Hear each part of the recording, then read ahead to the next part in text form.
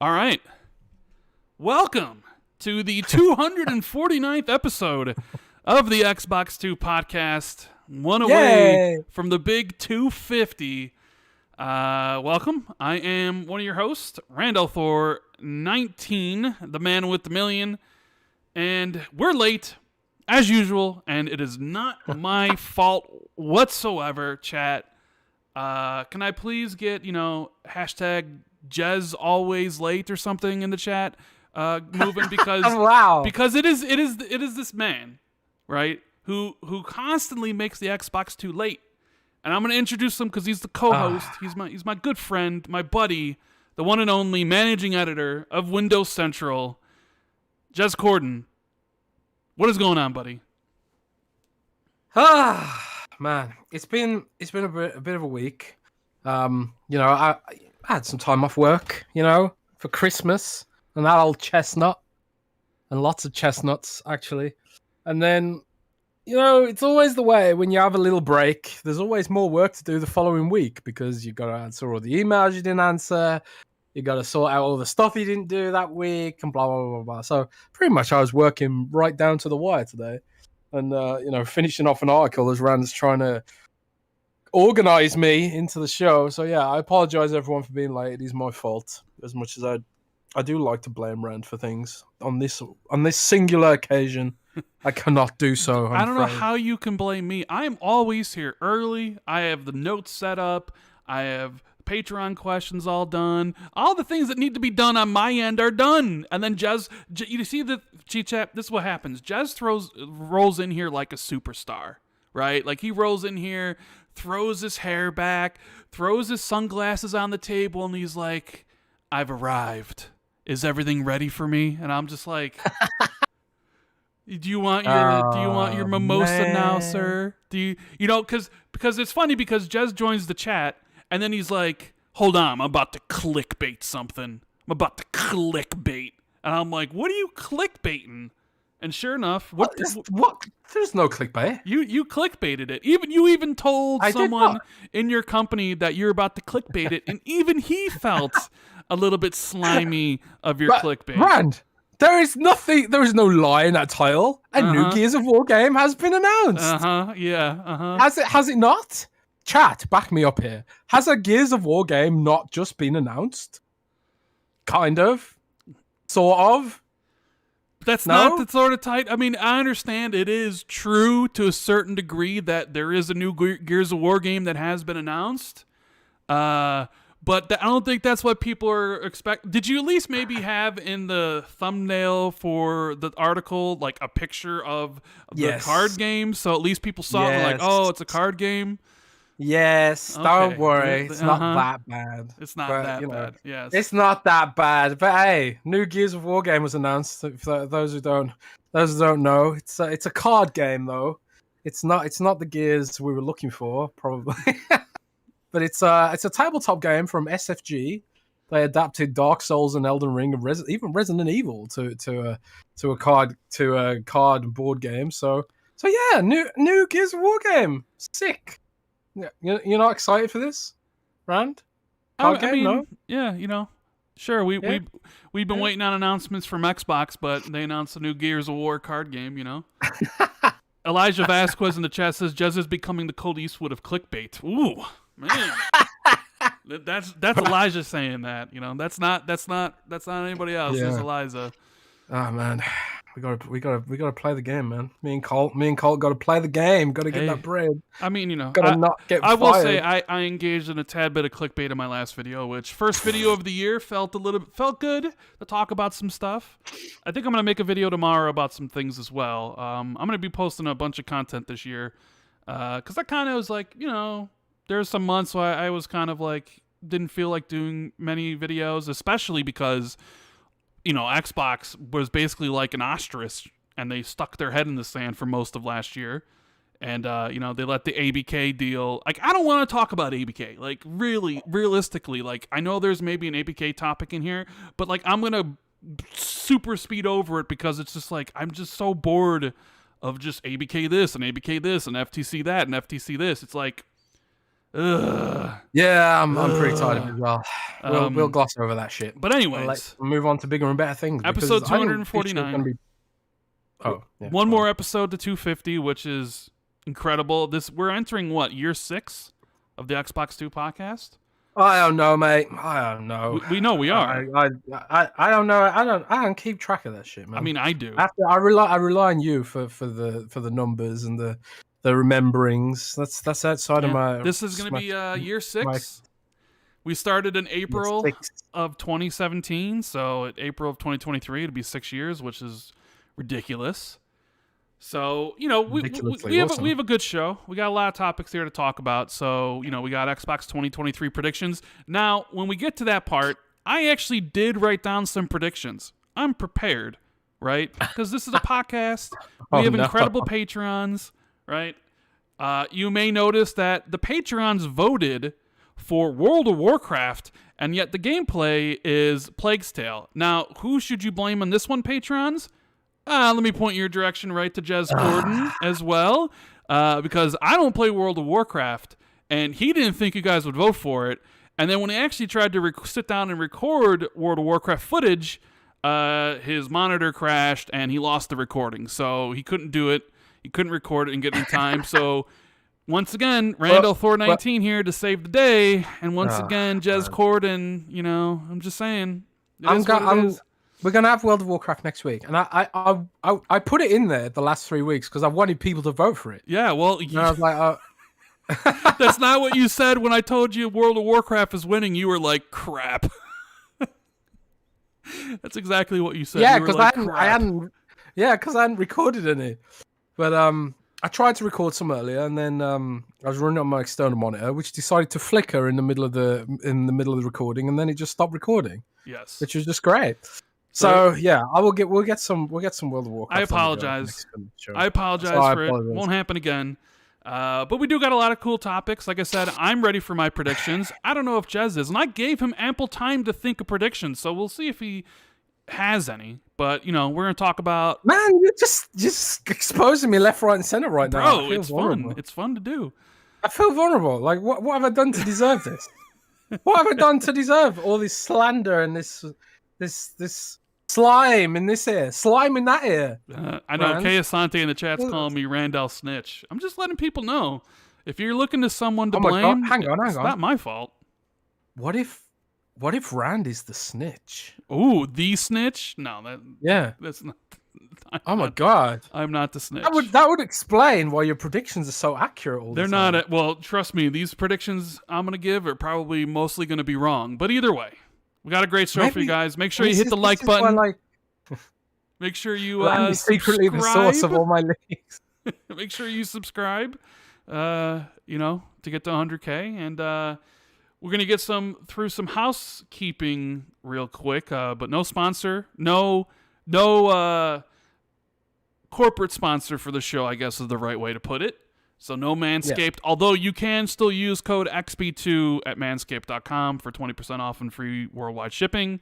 But we do have a Patreon sponsor this week, and it is the Xbox International Podcast. The link to their YouTube channel is in the description. And the International Podcast is on every Wednesday at 7 p.m. Eastern, 4 p.m. Pacific. And this podcast is for every gamer, no matter what platform you prefer or taste in gaming. They just love gaming. So you're welcome to join the conversation with Crazy Lui, Silent Cypher, and Sourblow. They talk Xbox, PlayStation, Nintendo, PC gaming, mobile games, video games, Game Pass, PlayStation Plus, and everything related to games. And they also bring in a bunch of guests that have their perspective as well. So make sure you check out the Xbox International Podcast, and thank them very much. Thank you guys so very much for being the Patreon producer for this episode. And with that, Jez, we have some Patreon shout-outs we need to get through for the lovely people over at patreon.com/XB2. So, you going to do the shout-outs? Or do you want me to do them? Am I doing everything? Is this just the Rand, the Xbox One show. Xbox One show today?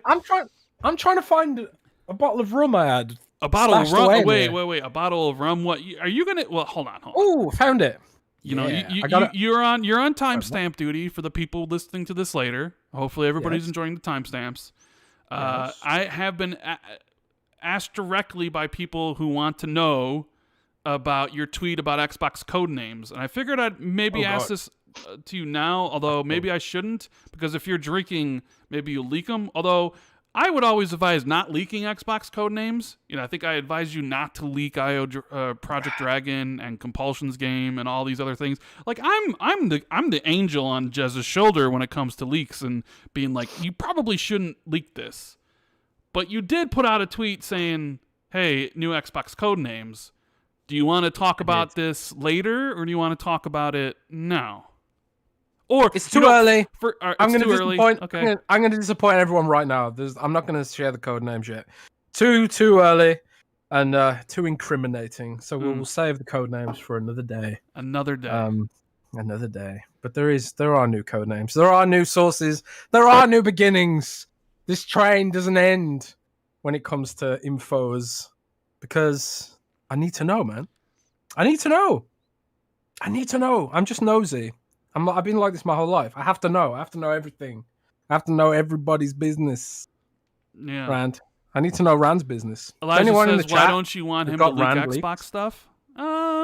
Because I'm just a good guy, But, Jez will do what he does. Rand thinks I'll get in trouble. Is a reason why. Rand is a good guy. I'm trying to protect my friend from unforeseen consequences, because you never know what's going to happen. But either way, Jez, we have some shout outs for the wonderful people at Patreon. So I'll do them. I'll do them. It's just so Rand stops complaining. Right, here's this week's Patreon shout outs. Thank you to everyone on the shout out tier. We love you very, very muchly. And here are the shout outs. Army Dude 52C, a brand new one. Mr. Butter Jeans, also a new one.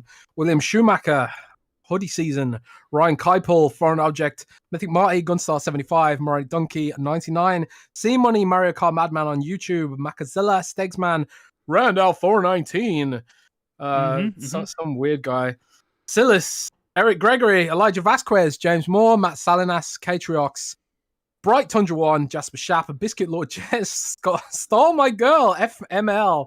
I really wish I knew who that was.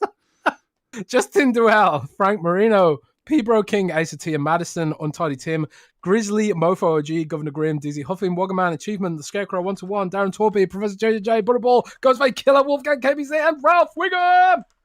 Thank you very much. Thank you very much for that. I'm gonna try and next week I'll try and do the shout outs in one breath. In one breath? I don't know if you'll be able to do that. I'll try and do it. I was like, man, could I do this in one breath if I read it really, really quickly? Because I reading it like every week, reading the Patreon shoutouts every week. I'm starting to like learn them off by heart, like a rap or something. I could like turn the Patreon shoutouts into a rap or something. Maybe that'd have to be a higher tier. Yeah, maybe.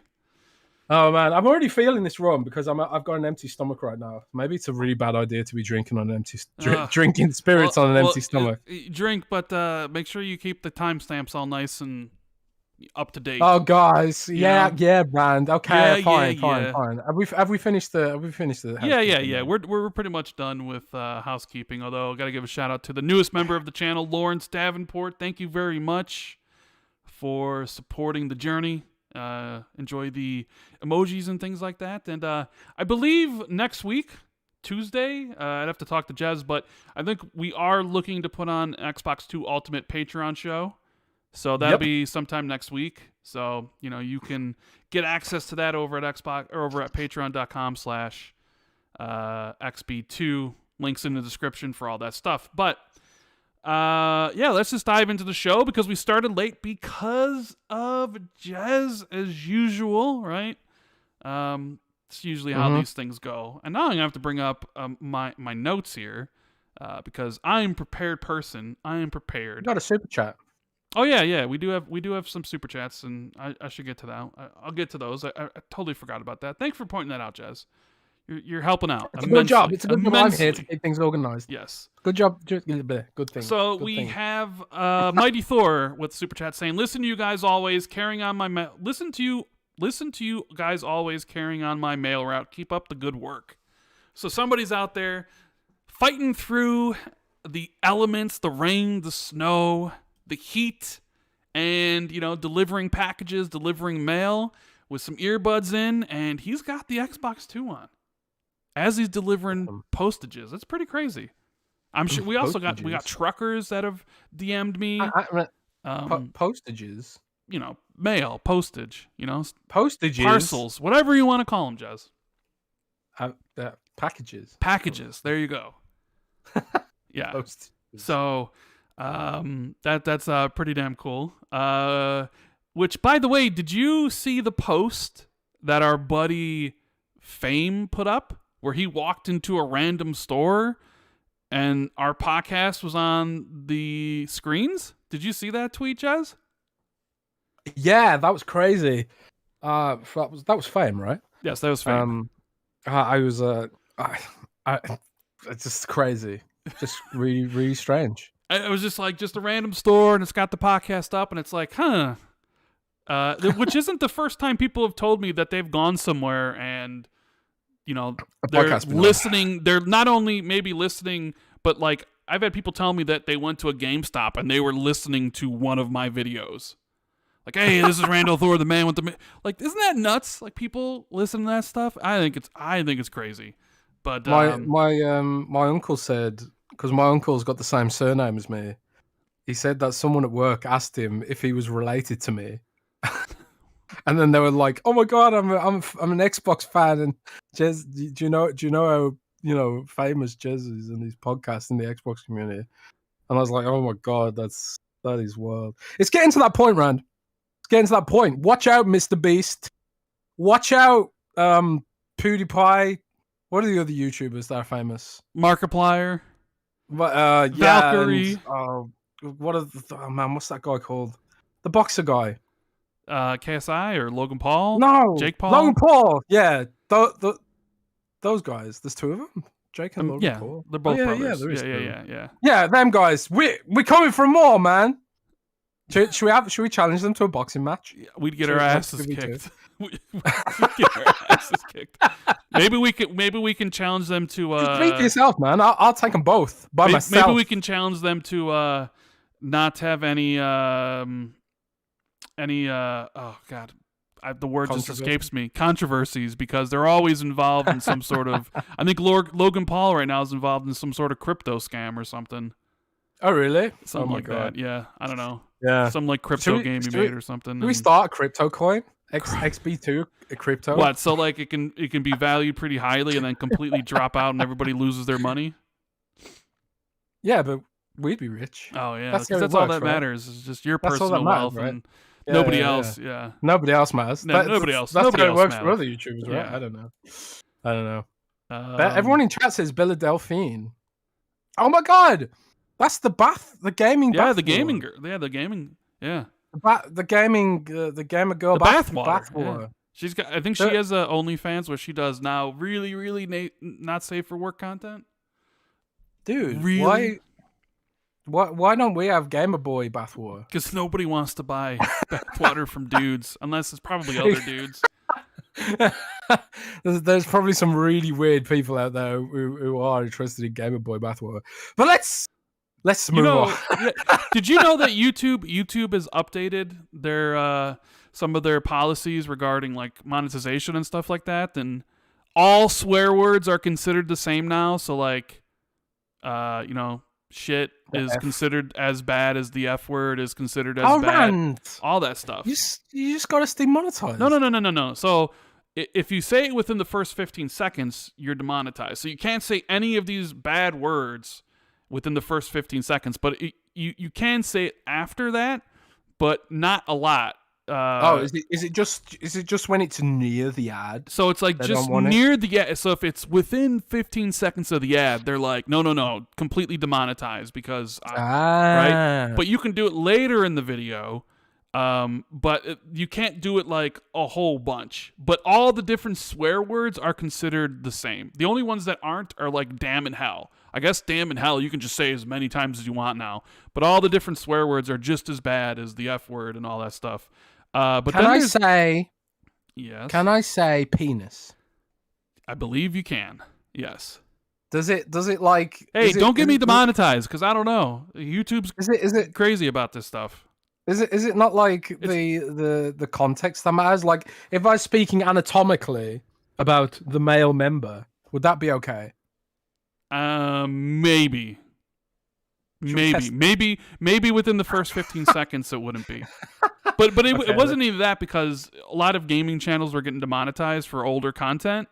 And there's also this thing with like gaming violence where they don't want any sort of violence also within the first 15 seconds. And they don't want any of like beheadings and liquids leaking from bodies really at all within the video.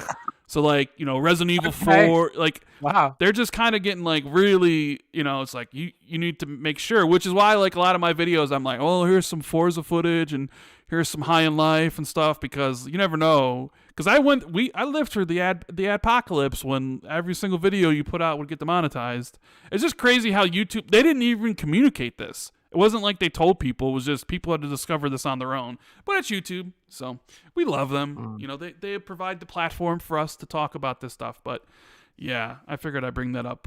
Shout out to Silent Cypher for becoming the newest member of the channel, also a member of Xbox International. We have... he also dropped a super chat earlier and said, Happy New Year's, guys. Hope you had a safe holiday with lots of gaming. Let's go. Mighty Thor also says, Happy New Year's. You guys are the best. Thank you very much. Dank Studio says, imagine being named Rand or Jez. Bad mothers, laughing my ass off. What? Imagine being named Rand or Jez. Bad mothers. Yeah, I mean, well, It's not either of our real names. It's not neither of our real names. My name's not really Rand for those of you listening. My real name is Matthew. So, I know. What a generic name, Matthew. Man, how many people that have said to me, like, I thought Rand was your real name? In fact, when I started talking to people originally on the Xbox 360, they thought I was French because they were like Rand Althor. They thought the Al was like French and like, oh, I thought you were going to be a French dude when I first started talking to you. But it's like, no, I'm just a white dude from Illinois, from Chicago, with my first name being just Matthew. I mean, how much of a generic name can you? What's your real name, Jez? What's your real name? I'm not going to share for you're not going to share various reasons. But people do call me Jez in real life. I call you Jez. But I thought your name was Randall or Randy, like Randy Marsh. Randall? Oh yeah. Randy Marsh. Randy Marsh is awesome. You remember Randy Marsh? Yes, from South Park, of course. Yeah. So Jez doesn't want to drop his real name. He's scared. What could it be? I don't know. What could it be? You'll never know. Yes. Donkey Play says, best Xbox podcast on my way to Mexico. Oh, man. For vacation? If so, hope you enjoy your vacation. Dark Cia says, Happy New Year, everyone. Be safe, good, health. Let's enjoy 2023 and what Xbox brings. Yes. I already see people pissed off at the Gears of War card announcement, Jez, by the way. Yeah. Which that's so good. You know how people are, about which I think people just kind of they want Gears information. Oh yes, they 100% do. Coalition's been quiet for a while, so they want to learn more about the future of Gears, and who knows when we get it. But hey, you guys been waiting for that Starfield release date, that Redfall release date? Well, wait a little bit longer, but instead, we have Gears physical card game for you to play. Yes, we're starting off the year right with some incredible Xbox news with physical cards. Card games are like really popular. Sure, yeah, with board games and stuff with people our age. I had no idea. Like, I got a friend who's like really, really into that stuff. Like, they've got like a whole room full of board games. I was like, man, I hadn't played a board game since like Operation when I was a kid. Did you ever play that? Operation. I played. Yeah, we had Operation indeed. I love that game. My favorite game as a kid, like card game wise, was probably Uno. Like, I loved Uno. I played it also a lot on the 360. Like, if you could look at how many games I played on Uno, it was ridiculous. No, it wasn't because of the webcam and you could see things you weren't supposed to see. But that was sort of that was before Xbox had Party Chat. If you remember, they didn't get Party Chat to 2009. So if you just wanted to talk to multiple people at once, because you could only do a private chat between one other person. So either would be in like a Halo lobby, but we used Uno, and we would just be like playing Uno and just talking while we played Uno. It was a lot of fun. Yeah, I never played Uno. Never played it. Emeritus, I haven't played many board games. In the super chat says, any rumors on Double Fine's next game? No, but I believe I think they're working on multiple games, right, Jez? I remember hearing something. Sorry? Double Fine. Any rumors on Double Fine's next games or next I haven't game? got anything on Double Fine, sadly. I know they're working on multiple projects, but that's about it. Multiple projects. It wouldn't be. I think. Yeah, multiple projects sounds about right.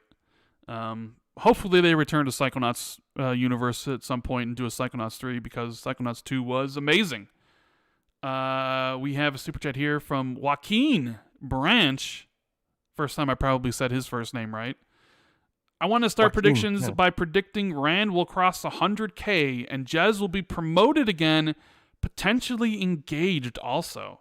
Are you going to engage this year, Jez? Do you have any thoughts? That's scary. Scary said that, actually. Really? Really?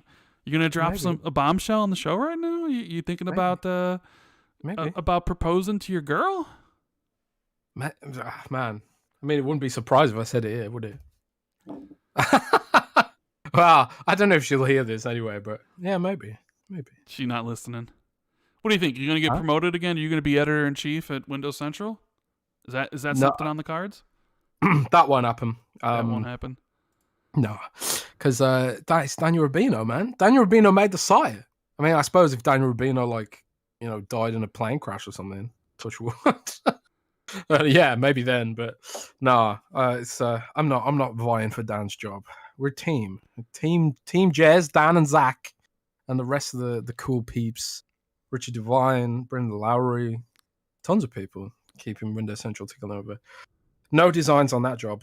Frankly, managing it is stressful enough. I think I'm at like my stress threshold right now. But yeah. Matthew is a biblical name, says Kiloki. Indeed it is. Indeed it is. Matthew, Mark, Luke, and John, the four Gospels. Yes. Is Jez a biblical name? No, Jez is like an apocalyptic name. What about Jesus Christ? It basically signals a delayed podcast. Jesus Christ? No? No. That's probably blasphemy. Got a super chat here from Sith Lord saying happy 22 year anniversary of the OG Xbox reveal. Has it been 2 years? Or 22 years since The Rock was on stage with Bill Gates? God, is it? At CES? I think it actually might be. Yeah. I think so, yeah. That is crazy. That would be, wouldn't it? Yeah. Long ass time. Let's see what else we got here. We have our buddy Sin Vendetta with the super chat saying, Happy New Year's, guys. My top 5 most anticipated games of 2023. Number 5, Diablo 4. Number 4, Wolong Fallen Dynasty. Number 3, Life of P. Number 2, Starfield. And number 1, Hogwarts Legacy.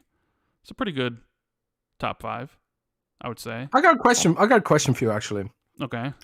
Regarding this, Akami13 on Twitter, right? Who's a sort of a growing newcomer, I suppose, on the leaks to see in game reporting and stuff. Akami13 Twitter, well worth a follow. He's got lots of good information that I've personally verified. he posted something interesting, which made me consider. He said that he predicts, Rand, that Hogwarts Legacy will be this year's best-selling game, one of the best-selling games. And I was like, there's no way Hogwarts Legacy outsells Diablo 4. Personally, what do you think? What do you think? Well, my mentality was Hogwarts Legacy is a single-player game, so it doesn't have that virality. It'll kind of it'll drop off Twitch really quick. But Diablo 4 is a service game, multiplayer service game, and it will if your friend buys it, then potentially 3 of your other friends will buy it, and their friends will buy it, and their friends will buy it. So, what do you think? But yeah, Hogwarts is Harry Potter, right? But there's also a lot of controversy revolving around Hogwarts Legacy. What do you think? Do you think Hogwarts Legacy will be the best-selling game of the year? Or do you think it'll be Diablo, or do you think it'll be Call of Duty again? Is Call of Duty even coming out this year? I mean, there's supposed to be some sort of expansion that's coming out at the end of the year. It's tough. It's tough because I could see Harry Potter being one of the best-selling games because it's based on a beloved IP, and people have been waiting for this game and an actual good Harry Potter experience. It's possible. However, it's also fragmented. It's coming out next month on Series X, S, and PlayStation 5. But the last gen versions are delayed till I think summer, and the Switch version doesn't come until sometime later too. I want to say it's also on PC, but I'm not sure on that. I'm just assuming it's on PC, so I think it does have the possibility. But I wonder how the delayed releases will hurt it, because you know how people are with delayed ports and stuff like that. Diablo 4? I mean, yeah, I think Diablo 4 is a candidate for one of the best-selling games of the year as well. I don't know. I could definitely see Harry Potter being way bigger than people expect, because Harry Potter is a game not many people in our sphere are really talking about, but it would definitely be a game that the casuals are super interested in, or just Harry Potter fans in general. There's a reason why I think Sony went out of their way to be co-marketing that game, right? They just had their CES, and when they're talking about games at the end, they had that big screen hey, we got some big games coming to PlayStation. It was Final Fantasy 16, Spider-Man 2, and right in the middle was Hogwarts Legacy, right? They paid for exclusive content. So there's a very good possibility that Hogwarts Legacy is maybe top 3 selling games, depending on how good it is and how much it catches on with casual gamers, just people that don't listen to the show, don't listen to YouTube vids. It's I'm a Harry Potter fan, and there's millions of them, and I want to play it on a console. So I think there's a good chance. I mean, would you be shocked if it outsold Diablo? Actually, I would be shocked if it outsold Diablo. Yeah, I think I probably would be shocked, because single player, it'd be a surprise, because multiplayer games are sort of du jour now, right? Single player games, even if they are based on Harry Potter, they don't really have the same legs. The same legs as a game that you can share with your friends. So yeah, I would be shocked. Actually, I would be hardcore shocked if Hogwarts Legacy outsells Diablo. I would be shocked. But I think it'll sell really well. I think it'll probably do better than Final Fantasy, Hogwarts Legacy. Oh yeah, 100%. But yeah, we'll see. Yeah. We'll see, I guess. I just thought it was interesting to discuss, because a lot of people push back on my suggestion that Diablo would outsell it in the comments. I was like, oh yeah, maybe there are some really hardcore Harry Potter peeps out there. Yeah. You read the books, right? We talked about this before. We've talked about it before. I've read the books, and they're my sister's favorite things in the world. Well, at one point, she's also a big Taylor Swift fan, but she loves Harry Potter. So I read the books, yes. Super chat here from RDX Sonafet saying Randy Marsh is my favorite South Park character. 4 Guys with Quarters TV, the one and only Italian Clowns, drops a super chat and says Rand Al Capone could be his real name. He's been calling me Rand Al Capone for a while. LMNAPO says Square Enix wants to make multiplayer games, but their exclusivity deals are hurting their dreams. Yeah, I think I saw that article by Tweaktown. Yeah, that article was interesting, because the headline kind of made it seem like it was a news thing, but it wasn't. It was just their opinion. Like Square Enix themselves never actually said exclusivity is hurting us. It was Tweaked Town's opinion, you know. And I went through like the whole statement. I went through their investor report. And I was like, where did they say this? Where did they say this? And it's like, oh, they actually didn't say this. That was just Tweaked Town that said that. But that being said, I do agree with Tweaked Town. I think like their footprint would be a lot bigger if they embraced, at the very least, simultaneous PC launches and didn't sort of, you know, price them at $70. I don't know, but Right. we'll see. We'll see how Final Fantasy 16 does, because it looks pretty damn good in my view. Yeah.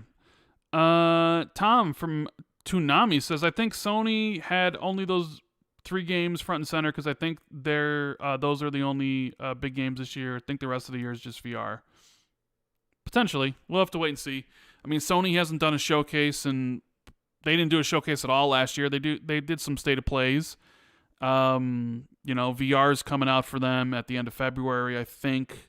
They talked about that at CES. You know, they have Forspoken coming in January and Final Fantasy 16 coming in June.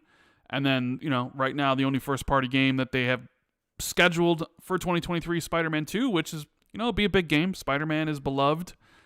Spider-Man and Miles Morales are both great games. Insomniac is a very, very great developer. Pretty much showing everybody up this gen, because not only did they put out Miles Morales, they also put out Ratchet. They're going to put out Spider-Man 3 or Spider-Man 2, and then they already announced Wolverine. Everybody else is like, we can barely get out a single game this gen, and Insomniac's over here pumping out like 5 games almost. Insomniac's hardcore, man. Yeah. I know, I think recently, because, you know, they're doing a lot of promo for The Last of Us Part 2, and, well, they're doing promo for The Last of Us TV show, the HBO show, and they mentioned that they'll have more to share later this year about Last of Us Factions. Don't know if that'll actually release this year, but it definitely seems like they're actually going to reveal it this year. So, you know, that'll be something. So you have to wait and see whenever Sony announces stuff. We have a super chat here from Mordant Mockfish saying, big anticipated game early in the year is Atomic Heart for him. I do think that game looks pretty cool. I'm looking forward to playing it in February. I'm really looking forward to playing Dead Space this month. Like, I'm so excited. I'm going to be starting Callisto Protocol tonight to go through that game. You know, Jez is always like, oh, Randall, trending gamer, because I only play games that are trending. But, you know, it's been a month since Callisto Protocol came out. Now I'm starting it, Jez. What do you guys say to that? It's not trending no more. Nobody cares. Still trending. Nobody's not trending. Come on. Yeah, if it was a year old, you wouldn't play it. You wouldn't be touching it if it was a year old. Yeah, I would, because it's part of my backlog. It would be, but I'm going to be playing that. So I'll talk about it next week, Callisto Protocol. Decide for myself whether or not the game's bad or good, because I have seen, you know, Gaz and Colt really liked it, but then I talked to other people that really hated it. So kind of, and I know you liked it, but it kind of sits in that, like, oh man, the game's okay, or the game's great, or the game's bad. A lot of opinions on it. Yeah, it's. I agree with Broken Games HDR. It's mid. It's mid. It's not great, but it's not terrible. It's like some people were acting like it was terrible. I kind of just appreciate it for what it is. That being said, I haven't bothered to finish it, so how great can it be if I haven't bothered to finish it?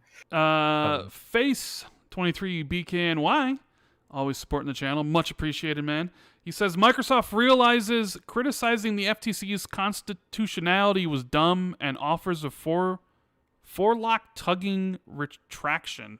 Did you hear about this, Jez? That's an interesting descriptor there. It is a forelock tugging retraction. I like it. I like it. Where'd you get that from, Face? Was there a lawyer or something that said that? Because I've never heard those 3 words together. Forelock tugging retraction. Yeah. So what is forelock? Like hair? Your hair or something? What is a forelock tugging? Like your fringe, your bangs? I don't know. Did you see I like it though. It sounds it sounds quite elegant. I quite like it. Yes, I did see this. I actually did see it. I didn't cover it though. I should have covered it, but I was too damn busy. But I might just throw it in my other article. I'm starting to consider just doing instead of like separate articles, I might just do a timeline of all the drama, because it's like it's constant. It's going to keep going on and on and on and on, and I want to keep a record of it all. But I also don't know if I want to write an article about it every bloody day. But anyway, I digress. I did see this. Microsoft retracted their statement that sort of called into question the constitutionality, I don't know how to pronounce that, of the FTC.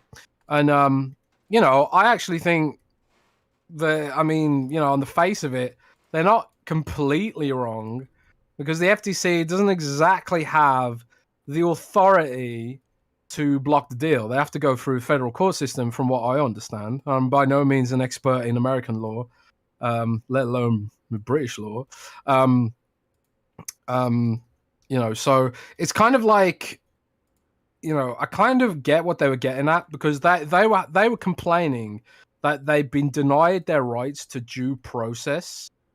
But at the same time, it's like, well, they're not given due process because they're not a federal agency, and they're not the arbiters of whether or not the deal will go through. So it's like they're almost like an independent sort of advisory kind of body, sort of, that make recommendations and take things to federal court. I don't know. So they probably are right to retract that particular statement, but it is a sort of interesting climb down, especially given the climate of things that's going on. But yeah, the other story with regards to this week was, we might as well just get this out of the way now if we're going to talk about it. Yeah. But the other story of the week with regards to the FTC was that the deal, I guess. The UK CMA announced they're delaying their decision to the end of April. So I think it's like April 26th, I want to say, off the top of my head. And also they had their preliminary hearing with the FTC's court system, I believe.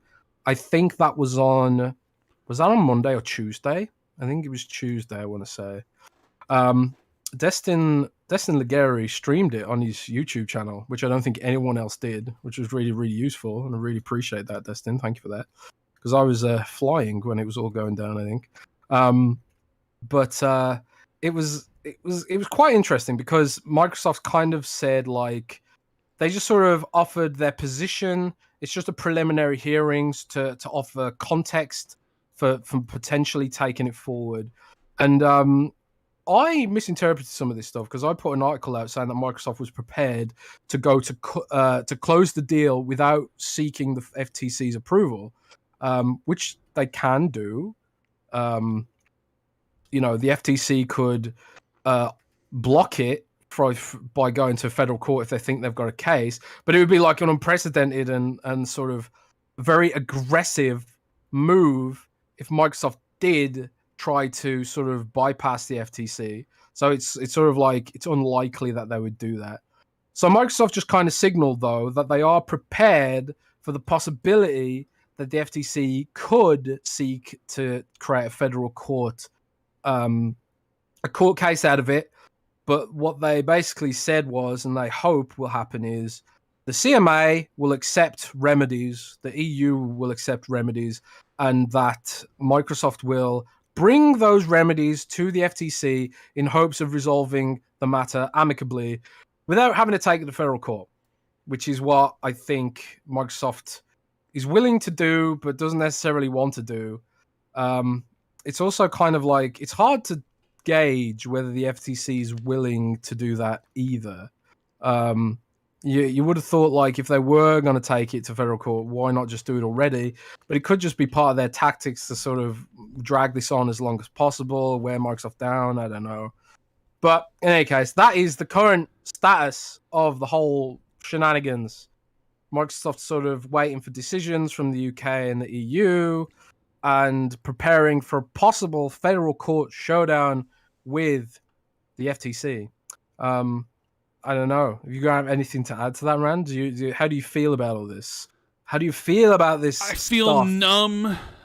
You feel I feel numb? cold. I just, you feel cold? I don't care about this stuff. I don't care about ABK. I don't, whatever. Like, it's value to me in being like something that excited me is long gone when we had lying, crying, Jim dance move, Saving Private Ryan, going one-on-one with Phil Spencer, back and forth, throwing, mud at each other like pigs in a pen, right? When Xbox was saying things to PlayStation and PlayStation was saying things back, and seeing what PlayStation really thought about everything and what Xbox thought about themselves, where Xbox is like, we don't know how to make games, PlayStation's way better, and PlayStation's like, we can't compete without Call of Duty, we'd literally die and go bankrupt. Game Pass, that stuff was super cool, super interesting. The minutia of all this stuff is just boring court stuff. So, I understand why someone like Hoglaw, who seems to be getting better. So shout out to Hogue. Hope you fully recover. Why, he's super interested in that stuff, or why Destin is. I'm just not personally. I just want this to be over. Either way, whether it gets approved or whether it gets blocked and Xbox and Microsoft have to walk away paying Activision a bunch of money. I know that's not what you want to hear, because you're such a Blizzard fanboy and you want content gone and you want a new day for Activision Blizzard. I don't care. I just want this whole scenario to be finished. It's gone on way too long. Unless there's new information that comes out, I'm just kind of waiting to see what the CMA and what the European Commission say. So that's where I'm at this point. Unless Jim Ryan and opens up his big mouth again and we have some more mudslinging, I am just whatever. I read these things, I see these things, and I just fall asleep. Am I the only one that feels that way? I'm just completely over all this stuff. I don't care anymore. I kind of I'm pretty much already there, but it's kind of I just want it over with now. Honestly, even if it's either way. I'm kind of at that point now as well, where it's just I'm just so tired of it now. I'm tired of waiting to find out whether or not it goes through. Tired of waiting, what the next bunch of drama is and all that kind of stuff. I'm kind of over it as well. I mean, the other bit of news that I forgot to mention this week was a bunch of websites did articles on some of the legalese that Microsoft used. Did you see this? I thought this was quite interesting. A bunch of websites wrote articles that was Microsoft claims it doesn't know when Call of Duty came out. Yeah. And I thought that was I thought that was quite funny, because it was kind of that is just pure. I mean, I'm not I'm by no means a law expert or whatever, but I've seen enough sort of previous cases and stuff to know that's just normal. They're not gonna answer these kind of research oriented questions. Because why should they? Why should they make it easy for them? That's completely normal, standard sort of law stuff. So of course, anyone in the courtroom could have picked up a phone and Googled the launch day and stuff. But Microsoft's why should they do that? They're not legally obliged to provide that information. If they want to build a case based on when the game come out or whatever, and make arguments based on that stuff, they need to bring the information. So I just thought that was kind of funny that some people ran with that as a headline, acting like Microsoft is somehow being intentionally obtuse or something, because it's that's just how this shit works, But anyway. Yeah, that's pretty much it for the FTC stuff. The FTC, ABK stuff, CMA delaying their decision, Xbox retracting their unconstitutional claims to the FTC. Yeah, that's pretty much, and if you want to learn more, well, Destin Legary's been posting multiple videos a day about all this stuff. And he's really leaning into that. Yeah, he's leaning heavily into that. I'll make a video about it, maybe if something super interesting comes out. But other than that, I'm completely over it. We have a super chat here from Kaloki, who says, "Did you see One Piece was the most watched show on Netflix in 2022? I think Randall Weeb and Jez-kun should watch it. Yes, it's 1,000 episodes, but pure fire. I doubt there's any chance in hell I will be watching One Piece unless we add a Patreon tier where it's Randall Anime, and for X amount of dollars a month I watch anime shows and talk about them on the podcast or something. That would be the only way that I would ever watch One Piece or a bunch of other anime shows. It would have to be a part of Patreon. I think like there's just like even if I really wanted to watch One Piece, which I don't, there's physically not enough time because that shit's like 1,000 episode long. Yeah. I'm not even exaggerating. It's like something like 800 episodes or something like that. There's just no way. There's just no way in hell I'd ever. You know what I do see a lot of newer creators, like, there's a lot of reaction channels out there where people react to trailers or TV shows or movies, which is, I always find it interesting that people upload their reactions to entire movies now, right? They'll like cut it, but they'll have the movie playing in the corner and then their reaction, and then it'll jump forward. So you have a whole bunch of channels, and they all do really well, of like people watching Avatar for the first time, or people watching Lord of the Rings and stuff like that. Like content that people are super interested in. There's big channels that have basically blown up off of reacting to trailers and TVs and movie shows. But something I have noticed, and like a thought came to my head, but I would never do it, was I also see a lot of channels blow up when they actually start watching anime. And I've seen channels do this where they like start One Piece and they upload like a reaction to them every like one a week. But then they're not only watching One Piece, they're also watching Naruto, or they're also watching another anime. So it's like they have a bunch of and so it's like you have these people, because I think in the anime, I could be wrong, this is just my perspective on it, maybe a completely off base, but I think there's a part of some people who are like really into anime that enjoy it when somebody new gets into stuff, and they like to watch new people's reactions to anime. Like if you're watching Bleach is Bleach a TV show, or is Bleach an anime? I think so. Yes, or Demon Slayer, right? I think the people that are like really big fans and YouTube, they enjoy watching somebody brand new to the thing and seeing their reactions, so they can vicariously live through them and kind of feel how they felt when they first watched it and stuff. You know what I mean? Yeah, I've literally done that myself. Oh, really? I got like, but not on YouTube. Like I got friends and family. The first time I watched them got them to watch Evangelion, or especially the movie end of Evangelion. I never know how to pronounce that. I love doing that. I've done that like 3 or 4 times. I know this is sort of to be true. So messed up. Is because my friends are like that too. When I watched Vinland Saga, they were like, "Tell me all about it. What'd you think when this happened? What'd you think of Thorkill? What'd you think about this? Isn't that crazy when this happened?" Like, they were all super excited to talk to me about what I thought and what my experience was with Vinland Saga. And then I see some of these channels that watch these shows, and it's like, oh, well, maybe, if I was starting Randall Reacts, right, my React channel, like I'm going to have Randall Reads as my book channel, and then Randall Reacts as my React channel, where I react to like, feeling productive, like my reactions to TV shows, movies, and all that stuff. One of the things that I'd have to watch anime.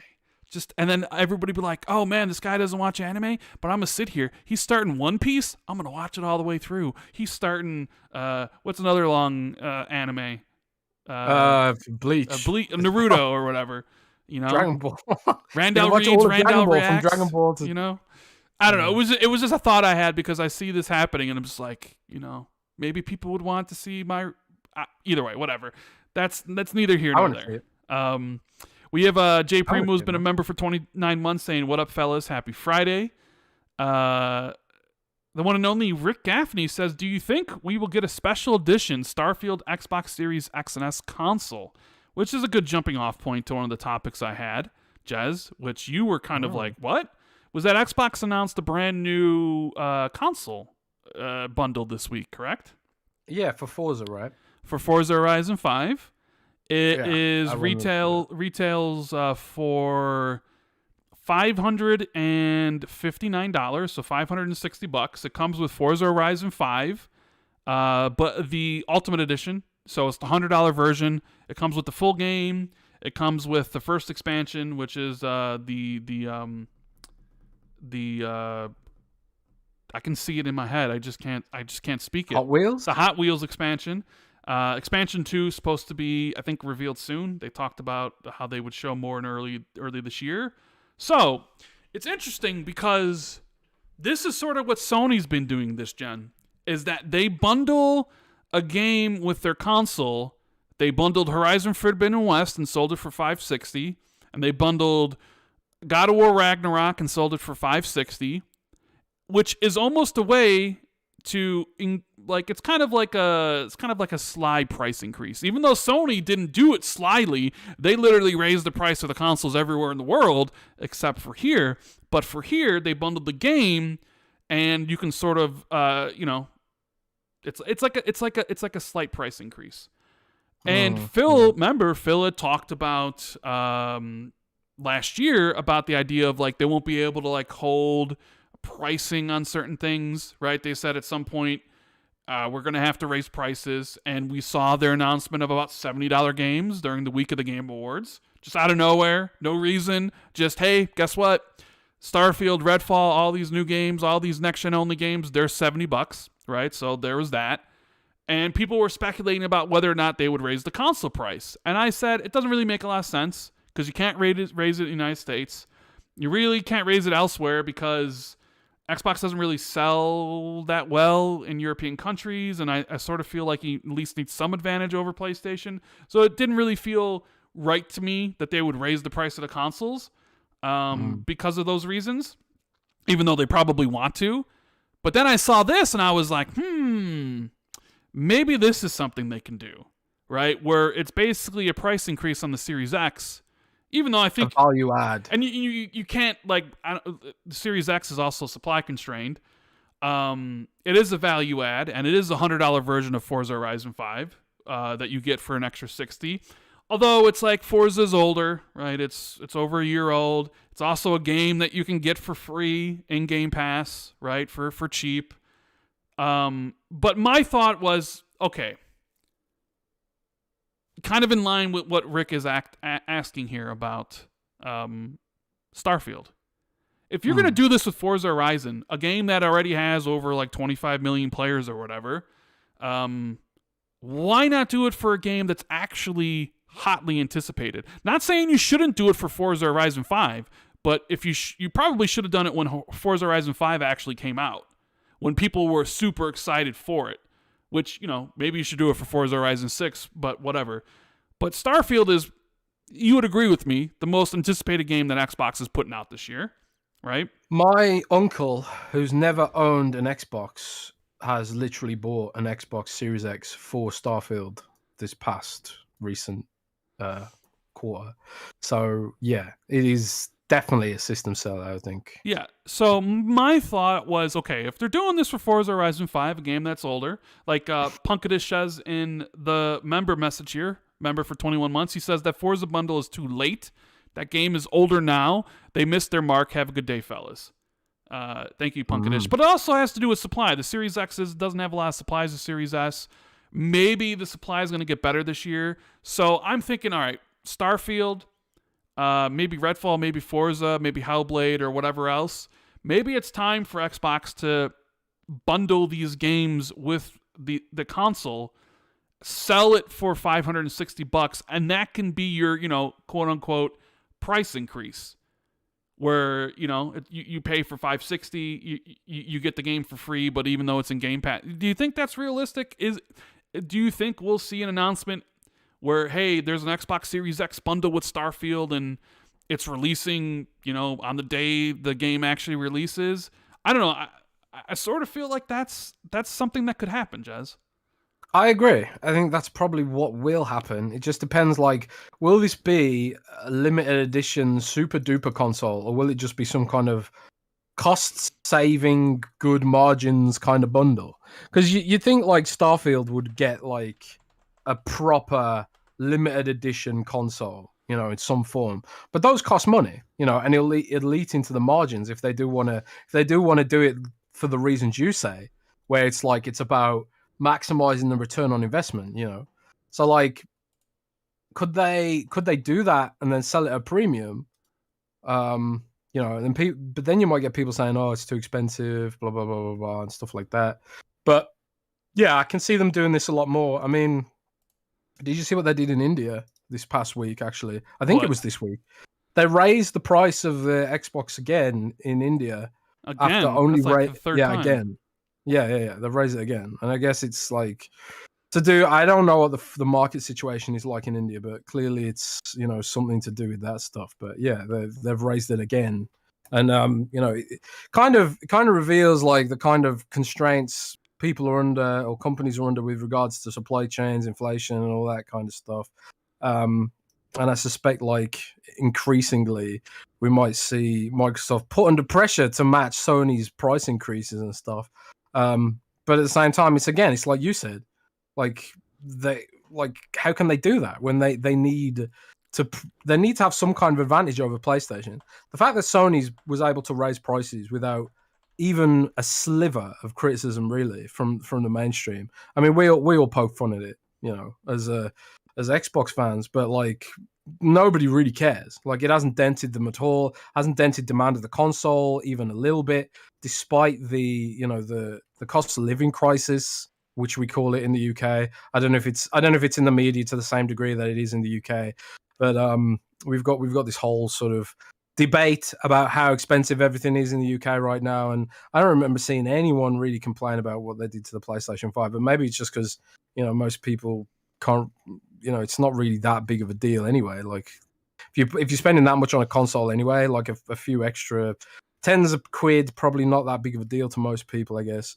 But it's it kind of makes you wonder what Microsoft's sitting there thinking. Like, if Sony was able to do this and basically get away with it, would we be able to?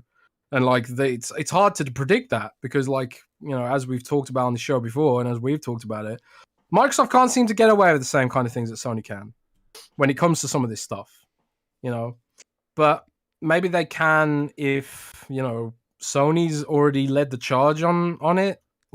Maybe, I don't know. But yeah, I think like they'll probably do it slowly. They'll probably do it with these bundles, like you said, and then maybe if things don't get better, because inflation is expected to come down by about 50% in the UK by the summer.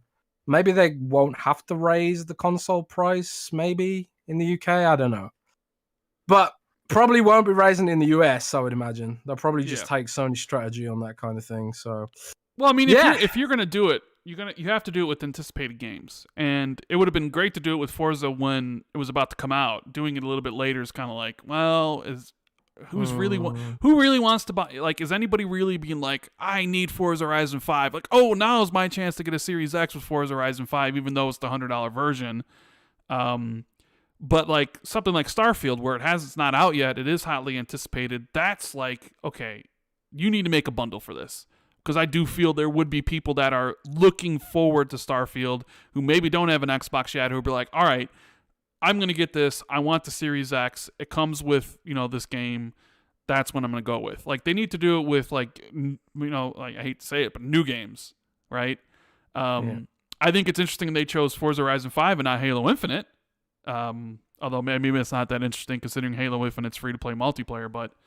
And, at this point, is Forza Horizon the bigger franchise? Is Forza Horizon bigger than Halo? You can make the argument that indeed it is. Yeah, certainly higher placed on the most played charts. Definitely more played. People are playing it more on Steam. So maybe we're in that sort of scenario where Forza is the flagship franchise. Forza is, well, outside of like Minecraft and Elder Scrolls and Fallout or whatever. That Forza Horizon is the biggest thing. Speaking of Fallout, as a quick aside here, did you see Jason Schreier's tweet about how if you're a studio starting a game right now, that it would basically you be making it for the next Xbox or the next PlayStation, because that's how long game dev cycles are. Yeah, I did see that. And how, we've talked about Elder Scrolls, when we expect that, right? Maybe in 2027, most likely 2028. But then it's like, well, Fallout 5, are we looking at like 2033 for Fallout 5, Jez? It almost feels like if they need, like, no. That would be like 15 years, because I think Fallout 4 came out in 2015.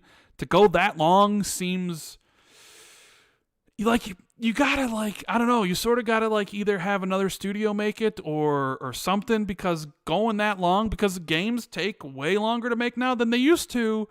I feel like not having a new Fallout game until 2030 based on how long dev cycles now is you need to fix that in some manner. Yeah, there is no way we'll be waiting that long for a new Fallout. There's just no way. I think what they'll do is, I think Obsidian will end up making it. The fact they've signaled interest in making it. There's been rumors about them being in talks or preliminary talks. I think Jeff Grubb put that out there that they were in preliminary talks. I think it was Jeff Grubb. And they name checked it in an interview. Fergus, I'm not even going to try to pronounce his surname, but the leader of Obsidian, he literally name checked Fallout. That has to mean something, and it's not like it was back in the day where it was like, they're separate studios completely. Now they're all under the same umbrella, and it's different times. I think like that is a signal that the next Fallout will most likely be an Obsidian game. I would actually bet money on that. That it's pure. Again, this is pure speculation for anyone listening. It's not a leak or anything. I haven't heard anything. I didn't even hear the rumor that they were in preliminary talks. That was entirely someone else, I believe, to be Jeff Grubb. So it's not like take this with a. This is just my opinion. I personally think that I think the next game will be from Obsidian because it's the only recourse that really makes any sense at this point.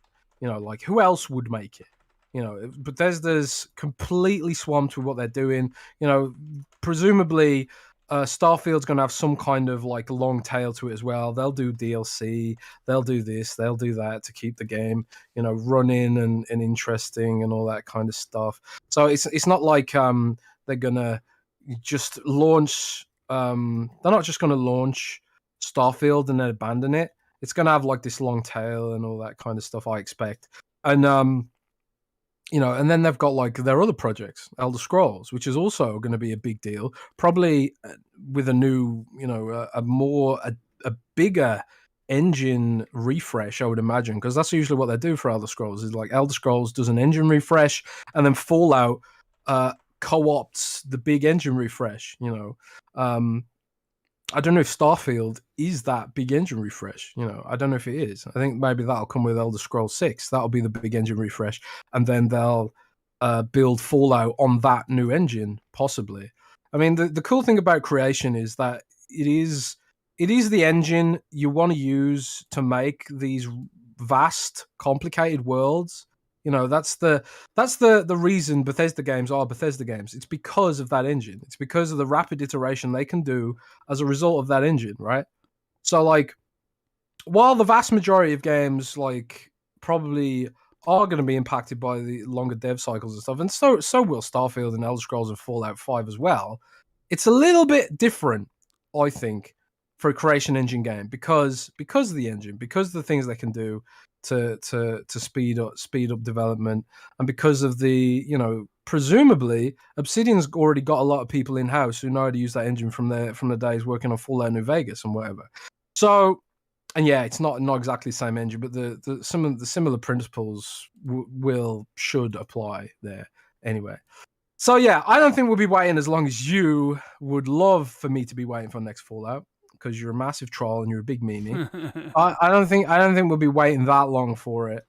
But I think they'll come up with some solution to the problem. I mean, speaking of Fallout, did you see the news that NetEase had acquired the co-developer of Fallout 76? Yes, and also one of the teams that helps out on Minecraft as well as Halo Infinite, Skybox Labs, right? Yeah, Skybox Labs. So that's going to throw a wrench in the works again. I saw some people saying, "Oh, look, Microsoft missed out on this because of the ABK deal and stuff." And it's true. They probably did miss out on it because of the ABK deal. But it's also like, what can you do? What can you do about it? It's ABK is going to be worth a lot more than Skybox Labs to the company.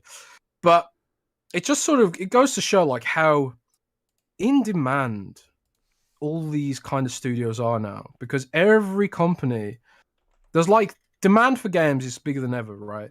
It's never been this big and it was, it's just massive. It's really, really taken off. It's really hitting the mainstream. Everyone wants to make a game, whether it's a dumb crypto game that Square Enix seems obsessed with, or a serious game, whatever, for consoles and stuff like that. There's more competition than ever, and there's more interest than ever.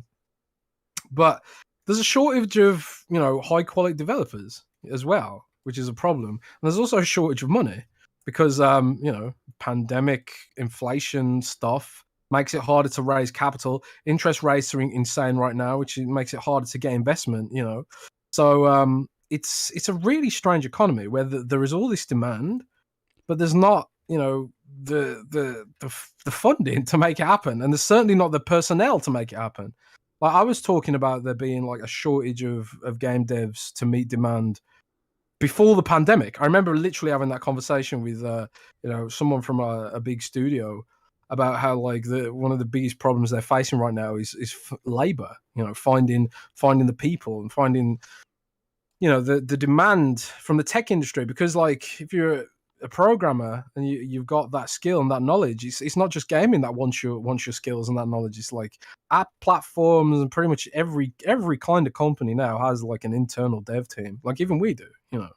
Everyone, all these skills are in such high demand, and there's just not people aren't meeting demand. So yeah, it's a crazy economy, and so I don't think like this. I've seen some people say Microsoft should just grow a studio. I think we talked about it on Defining Duke with Mr. Matty Plays, who said like we should push Microsoft to make a studio that's dedicated to Fallout, and like I think that's like it's probably a good long-term solution that probably should happen, but that isn't going to solve getting Fallout 5 out the door. No.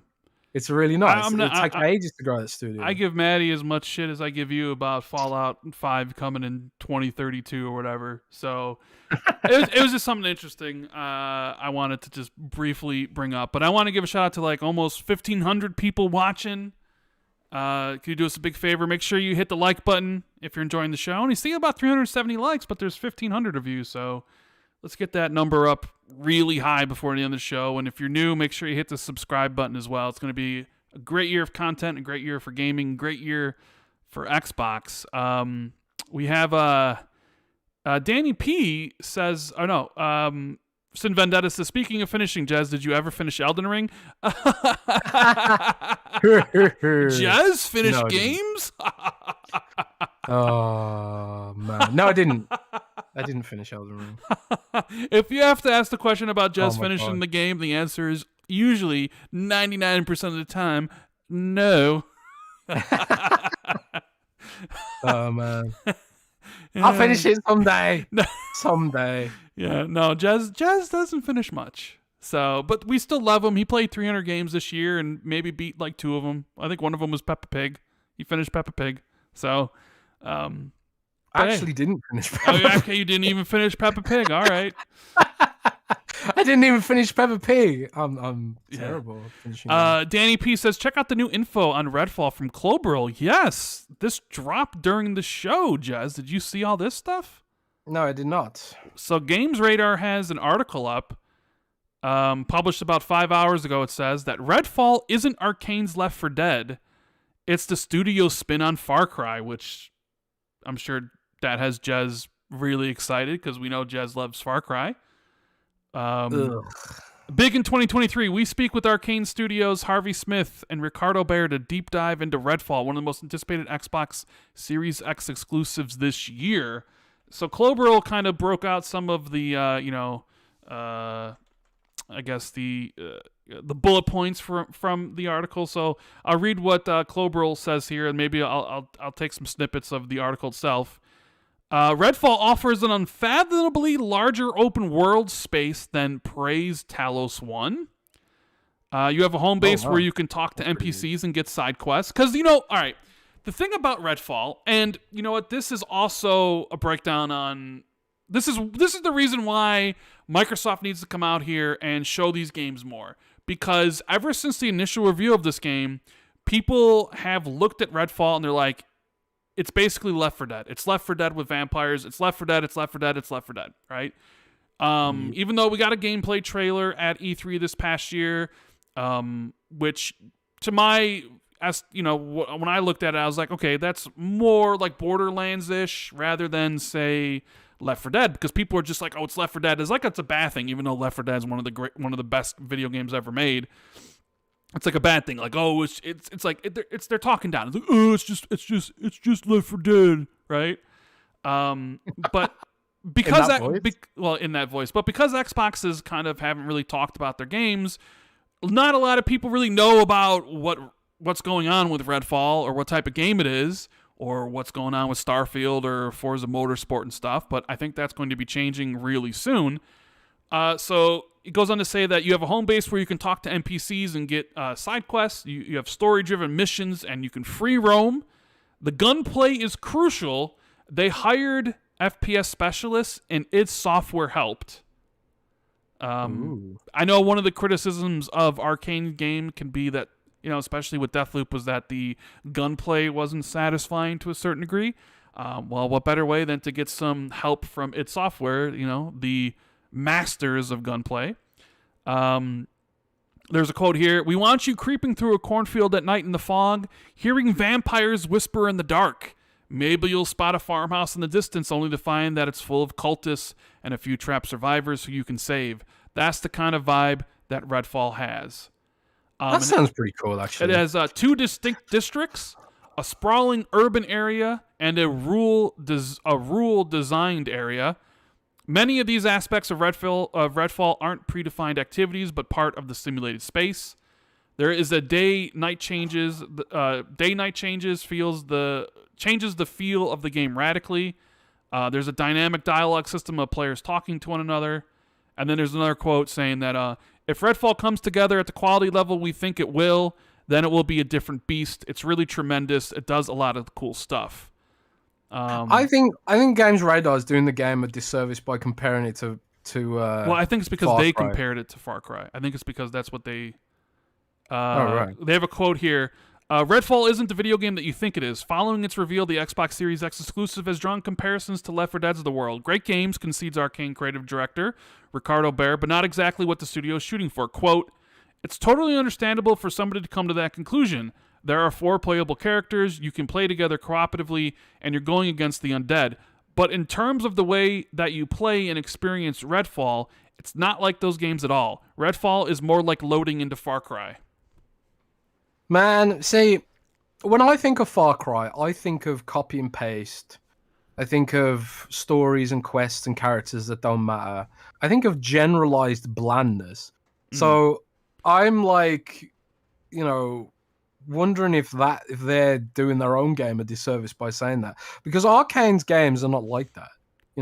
They have memorable characters, they have memorable stories, they have really great world building. Like Prey has some of the best world building I've ever seen in a game, even though it's got like not a huge amount of dialogue in the game, but the world building is just magnificent. So stuff little tiny details you see at the start of the game end up playing a part like later on, much later on. It's such a clever game. So Ubisoft just doesn't make games like that. Ubisoft games are kind of like, like popcorn almost, I guess. Watching a popcorn sort of action flick, enjoyable to some degree, but it's not like the kind of thing you're going to be talking about, 5 years later, like, oh my god, this was so amazing, like I often do with Prey. So yeah, I think the idea of a good Far Cry is quite interesting. If that's how I'm going to take it. Because I don't expect a Ubisoft-style Far Cry game from Arcane. If it's like a Arcane sort of... If they keep all the stuff they're known for and all the stuff they're really good at on the scale of a Far Cry, because that's the only things your Far Cry really has going for it. It has like these massive worlds. They're very pretty. Can't fault it there. And all that kind of stuff. And there's a lot of activities to do in Far Cry games, even if like everything else about it just feels super blandy McBland bland. But that might be because Far Cry's on its 6th iteration, and I think Arcane is an incredible studio, and if that's sort of their vibe that they wanted to go for, then I'm down for it, because at one point Far Cry was amazing. right? Yeah, So I enjoy Far Cry's kind of like, it's like you say, like it's been going for so long that I have to kind of wait a few iterations of it to enjoy it again. Like I didn't play Far Cry for a while, and then I quite enjoyed Far Cry 5 because it was like I'd waited for so long. And I'd skipped a bunch of them. Like Far Cry 4 was awful, but Far Cry 3 was good. I never played Far Cry 1, but Far Cry 2 was there was like almost like a vision of a good game there. And there were some things that were really cool about the game and what they were trying to do. It's just kind of the execution wasn't there, kind of overall. I actually quite liked Far Cry Primal though. Did you ever play Far Cry Primal? That's one of the ones I didn't play. There's another quote here. So it says, many of the aspects of Redfall aren't predefined activities, but part of the simulated space. Quote, Redfall sometimes feels like what you'd get if you blended the arcane creative values with Far Cry 2 or Stalker. Far Cry 2? That's what he says. Blended the arcane creative values with Far Cry 2 or Stalker. That's the kind of thing that we wanted to do for a long time. He also talks about co-op, where he says, Harvey and I have been working together for 20 years, and as far as back as working on Deus Ex, I can remember us as a group playing Diablo together. And then over the years, it's been Diablo 2, and then Borderlands, and so on. All these games that are super fun to play in co-op. When we're not working on our own games, we're playing these kind of games together as friends. We were like, how can we make the kind of games that we like to make, but somehow play them together? I live in constant fear that people are going to figure out that we're just D&D players who think video games could be cooler and deeper. D&D is the best co-op game of all time, and I think people would be shocked if they knew how much we've all played D&D together as a group, from Origin Systems to Ion Systems to Arcane. So that's what they're talking about co-op. But they also talk about, they said that the people who worked on Doom came over and gave us feedback a couple times, and we're pretty happy with those results. There's a whole stuff, like, you check out these articles because it's actually big, but they talk about the power of Game Pass. And this is what they say. It says, Redfall is a different type of game for Arcane, that much is clear, but underpinning every design decision are the studio's creative values and its instinctual lean towards creating immersive simulated spaces, but there's added pressure this time around, owing in part to certain subscription service. Quote, I feel like with Xbox Game Pass, the potential is here for us to say, this is Arcane, and these are our creative values. We can expose a lot of people to the way that we make games. I hope we can turn people onto what we do, deep world creation, environmental storytelling, the emergent results of combat and your powers, and creating lovingly crafted worlds with a sense of real history and character. The pool that Game Pass offers is huge for us. It's kind of shocking and scary in a way. Like, how many people are going to play Redfall in the first week? What if it's a lot more than we anticipated? We're going to get a lot of feedback very quickly, and a lot of people will see what we've spent the last few years on. Redfall is our pandemic game. Redfall is our pandemic game, man. It's easy to forget now, but there were dark days during the pandemic. People in my team were sitting at home alone, losing their minds because we didn't have vaccines yet, and nobody was sure what it meant for their kids and the economy. The team carried each other through it. ZeniMax, Bethesda, and Microsoft were very good to us during that difficult time. Now that we're on the other side of it, the last thing I got to do here is ship Redfall. I mean, that's all sounds really positive to me. Like the fact that he specifically said Far Cry 2 is interesting to me, because that Far Cry 2 was the one that felt like it had the most soul. Yeah. To be quite honest, like there was something about Far Cry 2 that it's difficult to even put my finger on it. It had like this Heart of Darkness vibe to it that like I don't think any of the other Far Cry games really captured, even though many aspects of the game were sort of tuned poorly or even broken in some cases. So, like there was something truly immersive about Far Cry 2. Like when you had to like get out and repair your vehicle and stuff like that, and manage your malaria infection and stuff like that. Like even though it was like it became a little bit of a chore, and it was repetitive, especially because like a lot of the animations to get the pills are just recycled over and over and over again, probably indicative of its budget. But there was something really immersive about that, which no other Far Cry games really captured.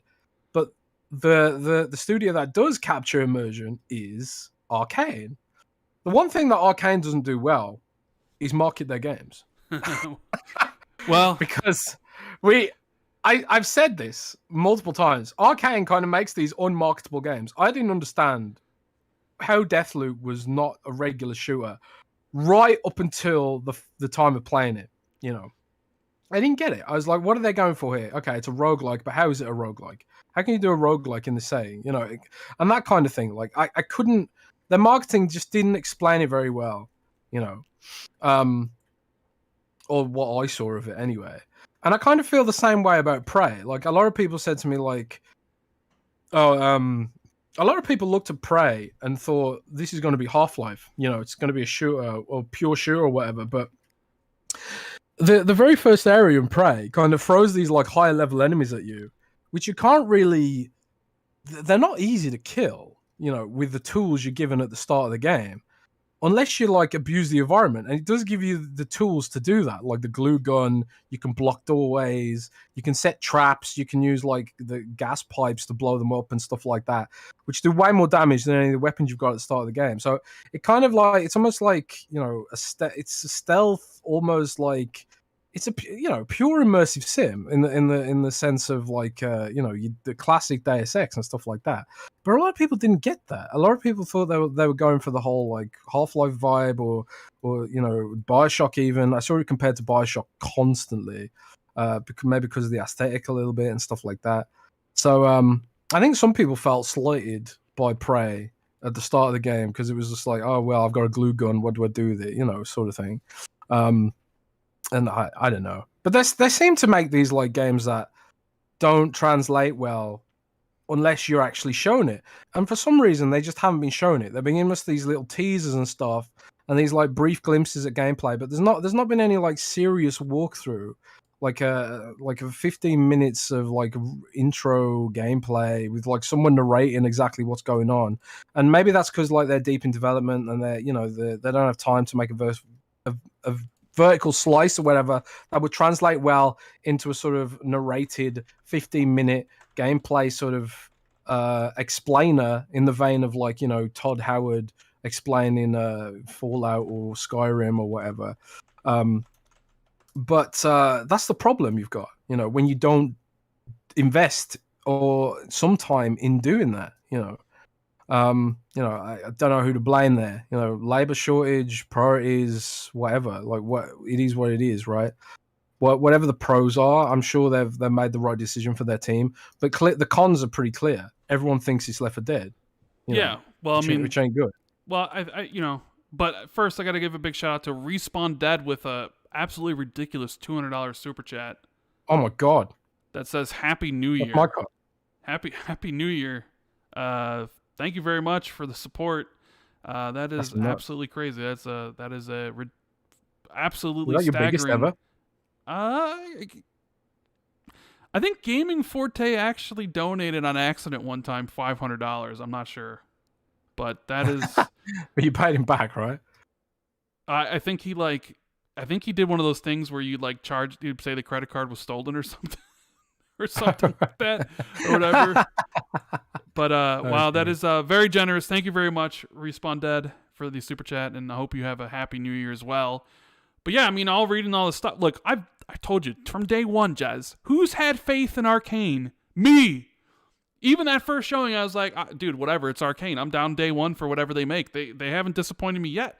So reading more and more about this game and how it's like Far Cry 2 and Stalker and I'm just like, yeah, they're gonna nail this game out of the park, even though like some of the co-op stuff might be a little bit limited and whatever. But the more I hear about this game, the more I feel I was right from the beginning. But you are right. We need to learn more about this. We need to see this in motion, and I think we will. Whether it's at the game showcase later this month, or maybe Redfall gets its own game showcase. But yeah, you have to put this like issue to bed of like, oh, people think it's Left 4 Dead. And it's more like this. So it's, maybe it's the start because here's an interview beginning of the year. So, yeah, but I think everybody in chat too are now like, well, now I'm really excited, for. Yeah, I'm a little bit more Redfall, excited for now. Right? So, yeah, we have a VM Cisco, who's been a member for Simcoe, member for 29 months, says Happy New Year. Looking forward to Xbox in 2023. I think we all are. I think I there's another member chat here. Radimus Cisco member for 18 months says, okay, now I'm super interested in Redfall. That sounded amazing. D&D is supreme. And Respawn Dead just dropped another $200 super chat. Oh my God. He says, it's all good. I appreciate the content from the best Xbox podcast. Wow. I mean, now I'm just, that's crazy, but thank you very much, man. I appreciate it. You know, we do the show for all of you and, you know, and for the fun that I have talking to Jez and talking to you guys. But you know, so I'm at a loss for words because that's quite amazing. That's awesome. We also have Julian says, Jez, I don't know, you haven't watched Vinland Saga yet, but he says Vinland Saga 2 comes out January 9th on Netflix. I did see that. Ooh. I watched Glass Onion last night. I did see Vinland Saga Season 2 is coming. Can't wait to watch that. Carlos says, geez, spill the beans, Jez. Starfield that good? Because you put out a tweet that said, hey, I'm hearing some things about Starfield and it's sounding pretty good. You want to expound on that, Jez? Or you just want to keep that quiet? Nope, you're going to... Gonna keep that quiet. Gonna keep that quiet. All right, fair enough. Sorry, guys, but yeah, I am increasingly excited for Starfield based on the excitement of others who may have experienced more than any of us so far. So yeah, that is I think true. It's gonna show up nicely. What we have Pony Detector saying ponies. Then. We want Xbox to compete. Ponies in 2023. Xbox has too many exclusives. Starfield deserves to be on PlayStation. Ponies. Well, okay. Kaloki says, Jez Kuhn, the guy who doesn't stop playing WoW since Jesus' birth, says there's not enough time in a day to watch 1,000 episodes of pure greatness. Eye emoji. Okay. Hood Ninjachi says, should my first Fallout experience be Fallout 4 or 76? I would say Fallout 4, right? I would wait for the Fallout 4 remaster bundle that's coming out in spring, isn't it? Is it spring that game's coming out? They're doing like a bundle, a remaster bundle of Fallout 4. So I would wait for that. I'm gonna get back into it then. Yes. As well, I think. Yeah. Don't play the current version. You might as well wait for the remaster. Might as well. RRD says Happy New Year's. PS by accident and not on accident. Okay. Well, you know what? Looking at some of these topics, let's talk about Starfield. Let's talk about well, you know what? No, let's talk about Fable really quickly. Because Fable. There was some discourse about Fable. Some discourse about Fable this week that people were blaming you on, Jez. Who's that? People, in some of the Discords I'm in, people elsewhere. Well, anyways, I'll set this up, okay? So, friend of the show, the one and only Idle Sloth, decided to tweet a rumor. This is why you shouldn't tweet everything that comes across that you see, Sloth, because a lot of stuff is not true, especially stuff from 4chan, right? Because there was something from 4chan the other day that was like, Xbox done. I hate to tell you guys, but Xbox is closing shop. Phil's retiring at the end of the month. They're selling off the studios. Like, basically, like, Xbox is finished. And it's like, yeah, anybody can go to 4chan and make anything up, right? Obviously, that one rumor didn't catch fire because people are smart. But, man, this Fable one started off by basically saying, hey, Fable development has been restarted, right? Because the team has deemed that the current build of Fable is unplayable, right? And that they are now moving over to Unreal Engine 5, because this seems to be a band-aid for all games, just like, oh, well, we're switching over Unreal Engine 5. Not only that, but the game was only a quarter of the way done as of like September of 2022, so only a few months ago, a quarter of the way finished, and that they're moving Unreal Engine 5, but the game is still going to come out next year. So the game doesn't work. It's only a quarter done. They're restarting everything over, moving Unreal, but somehow the game's still going to be finished by next year. So I saw that, and I'm like, number one, it's 4chan. 9 times out of 10, it's wrong. Not saying that 4chan doesn't get stuff right, because there are instances that they do. But basically, like, nobody's going to believe this, right? But people did. People started spreading this, because one of the things people love to do, especially PlayStation fans. PlayStation fans have two favorite pastimes, and I'm not sure which one. Not all PlayStation fans, mind you, right? Not the normal ones, but I'm not sure what PlayStation fans enjoy more. Talking about the greatness that PlayStation delivers with their games, or shit-talking Xbox.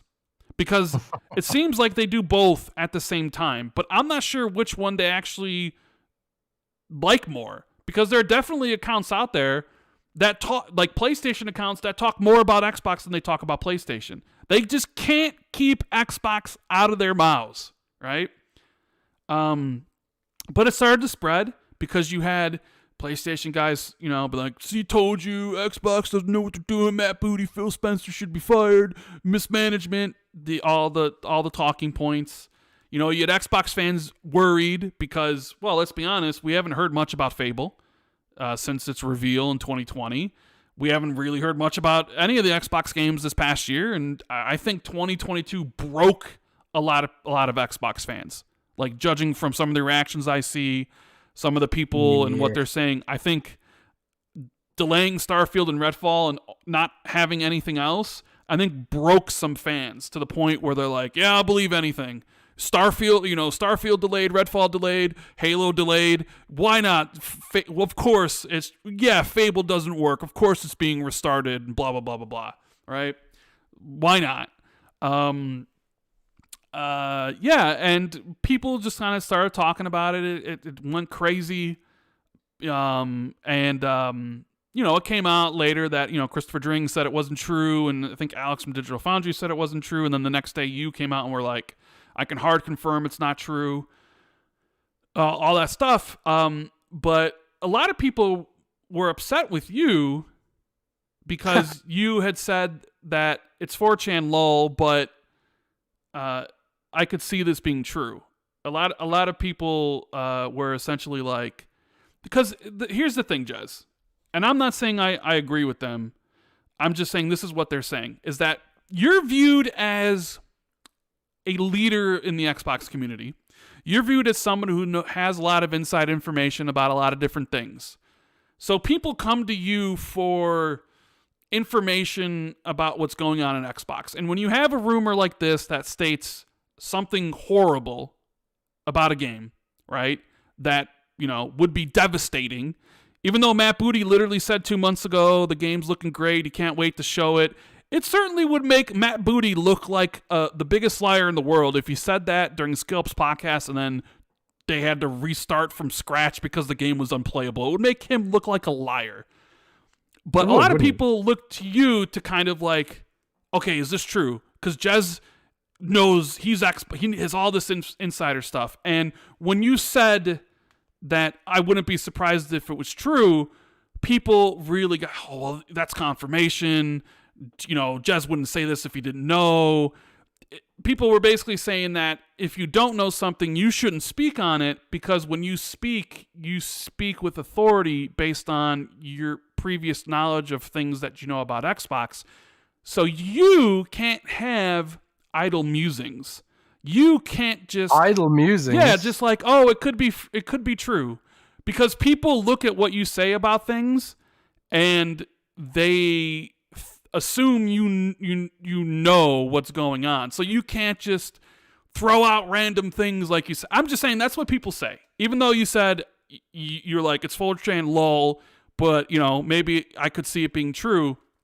That's what people were saying. That you're at that point now where you can't just say those things. And I'm like, lol, do you know, Jez? This is Twitter's his thing. He just says whatever he wants to say about anything. What do you? Why is Elon Musk allowed to do it? He's the richest man in the world, and you say no, I can't do it. I'm just saying. Anyway, that's what people. People look to you, and I mean, what do you think? I mean, the reason I said I wouldn't be surprised is because I have heard it's been pretty hard going. The development's been pretty hard going. I've written before that I've heard from from people both past and present on the project that using Forza Tech was not a completely it wasn't without its problems. you know, and it wasn't forced upon them. By the way, I've seen speculation on that front. It wasn't forced upon them. Playground did. It was their choice to use Forza Tech, you know. But, you know, that came with some realities. For example, Forza Tech didn't have systems that you need to make an action RPG, you know, which means those systems would have to be made from scratch. It's not like, you know, if you're using an established product like, you know, Unreal Engine. And we've heard all these things about Halo Infinite. And one of the issues with Halo Infinite being that they cycle contractors in and out, and then they have to be trained on the engine again, and trained on the engine again, trained on the engine again, because it's not industry standard stuff. Like the Slipspace engine, it's not industry standard stuff, and neither is Forza Tech. Forza Tech is not an industry standard product. So, like, if you are going through these rapid changes in personnel, which the whole industry seems to be being right now, with regards to like the, you know, churn and employee churn, that's where that came from. I was like, well, I wouldn't be surprised if this was true, that the engine is, you know, a troublesome, you know. And because there have been all these weird rumors about Halo moving to Unreal Engine, which I still can't ascertain whether or not it's true, you know, to this day. I said last week, it's my Moby Dick rumor, you know, the rumor that Halo could move its pipeline to Unreal Engine. You know, there seems to be smoke, and where there's smoke, there's fire, you know. And it kind of made me wonder, like, well, if they're moving Halo to Unreal Engine, maybe they would be moving Fable as well. But yeah, it wasn't based on anything concrete. But one thing I did get concrete as a result of me tweeting that was that someone on the project reached out to me and was just like, nah, this ain't true, you know. So, and yeah, and other people put that out there as well. But I hadn't seen that. And, you know, I don't really know what anyone else said or how reliable they are or whatever. So I just, you know, put out my information that was shared with me, that, yeah, it isn't true. But yeah, I thought me prefacing it with you know, yeah, it's 4chan. You should never take anything 4chan says at face value. Like, 4chan itself says that. Like, if you go on the website, there's a disclaimer, you know, or at least there used to be a famous disclaimer back in the day, where it's just like everything here should be taken as a falsehood, you know. It's you know, or something to that effect. So yeah, it was just a load of nothing, really. And that's generally the case with 99% of rumors that come out of 4chan. Occasionally, there is someone using a trip code or something where it's like, you know, someone who's consistently leaked actual real information. But that's quite rare, I think. In amongst the deluge of stuff that is just people making wish lists, you know, spreading FUD and that kind of stuff, right? But it's kind of like the climate we're in right now is kind of perfect for FUD, because there is no information. People are so desperate for some morsel of news, anything, good or negative, you know, that it becomes discourse, because, you know, people need clicks. There's nothing to talk about. There's nothing to write about. So, you know, if there is like a little rumor in a day where there's nothing to write about, even if it's an article that debunks the rumor, it's going to get picked up, and then it's spread, and then it's, you know, it's going to be people offering their take on said rumor, like, you know, stuff like that. And yeah, it just, yeah. So maybe you're right. Maybe I should be more responsible. But I have this policy, Rand. I have a policy, and it served me pretty well. Okay. You know, it's got me into trouble sometimes. What's the policy? The policy is just to be my real, authentic self, 24/7, with no compromises. That's good policy. Because if you lie, if you fake things, if you know, if I think like I want to tweet this, and then I overthink it and think, oh well, maybe I shouldn't tweet this, blah blah blah, maybe I shouldn't do it, I kind of feel like I'm not being authentic. Like, when people ask me questions, I usually just respond with the first thing that comes to mind. I try not to overthink it, because I don't want to manipulate the result, right? I don't want to manipulate this stuff. So I do tend to just tweet everything I think. And that, yeah, it has gotten me into trouble. But it's also presented me with a lot of opportunities.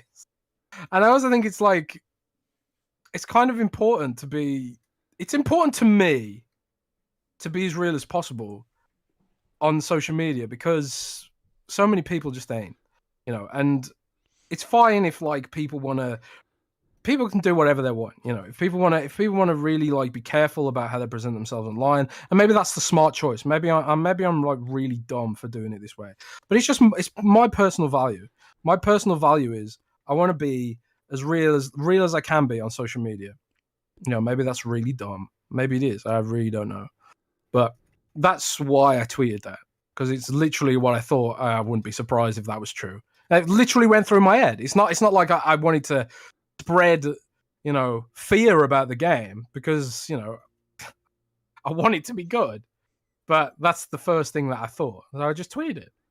So if people are mad at me for tweeting what I think, well, you know, fine, I guess. I guess what people are just saying is like, maybe you should have just, before you tweeted something, you should have looked into it before you gave your opinion, I guess. I don't know. I understand your perspective. I don't have sources at Playground usually. Right. You know. And you tweeted it out, you know, cost somebody to come to tell you. I understand, because like, you know, you have like 82,000 followers on Twitter. People come to you as like, you know, they're like, okay, Jez, you know, knows a lot about Xbox. So like they were hoping you would come out and put a kibosh on it immediately, being like, this is bullshit. And when you kind of, and I agree with you, like what you said, you know, you weren't saying it was true. You were just like, it's 4chan lol, but hey, you know, I could see it being true. You know, people were just. So I think like why is this such a big deal? Like, I don't know. At the end of the day, either it was going to be true or it wasn't. Yeah, true. If it is true, then GG. You know, but if it isn't true, then who cares? It's just another dumb internet rumor, of which there are thousands every single day. But you know, definitely, you know, if you get upset because Sony fanboys get a win out of some rumor that isn't even true, then that's a you problem. You know, this kind of it's not my problem. It's a you problem, bro. This kind of goes, because I mentioned in my video about this, I was like, you know, if you just thought about it for a second, you know, the whole timeline thing, it was just like, well, that's bullshit, and like the whole thing's just bullshit. But it definitely does seem like, and I said, if it was a positive Fable rumor, like let's imagine the Reddit post was, I've played Fable, or I've seen Fable, and it's going to redefine action RPGs. And it's going to put Playground on the map as one of the best developers in gaming. And you won't believe how amazing it is. Like, imagine if it was just a rumor about Fable that was incredible. The only people that would be talking about it would be Xbox fans. But, like, nobody else would care. Because it does a lot of positive things that Xbox do, they don't trend as much as the negative things, because I know people are always looking to dunk on Xbox because it's the accepted thing, you know, after the year they had, after the generation they had, you know, you know, and this kind of goes with what we talked about last week to a certain extent about goalpost moving.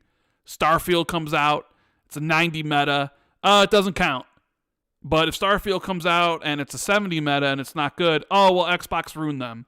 Where it's like, no matter what happens, you can't give any credit for the good things that happen, but they get the blame for all the bad things that happen, and people love the bad stuff. So when you saw this rumor and it blew up, and people were just like, yeah, whatever, you know, I could, you know, it's like, yeah, of course it's true, because Xbox is shit. Because even now, I still see people being like, they assume this is true, even though it's been debunked, because they want to believe it's true.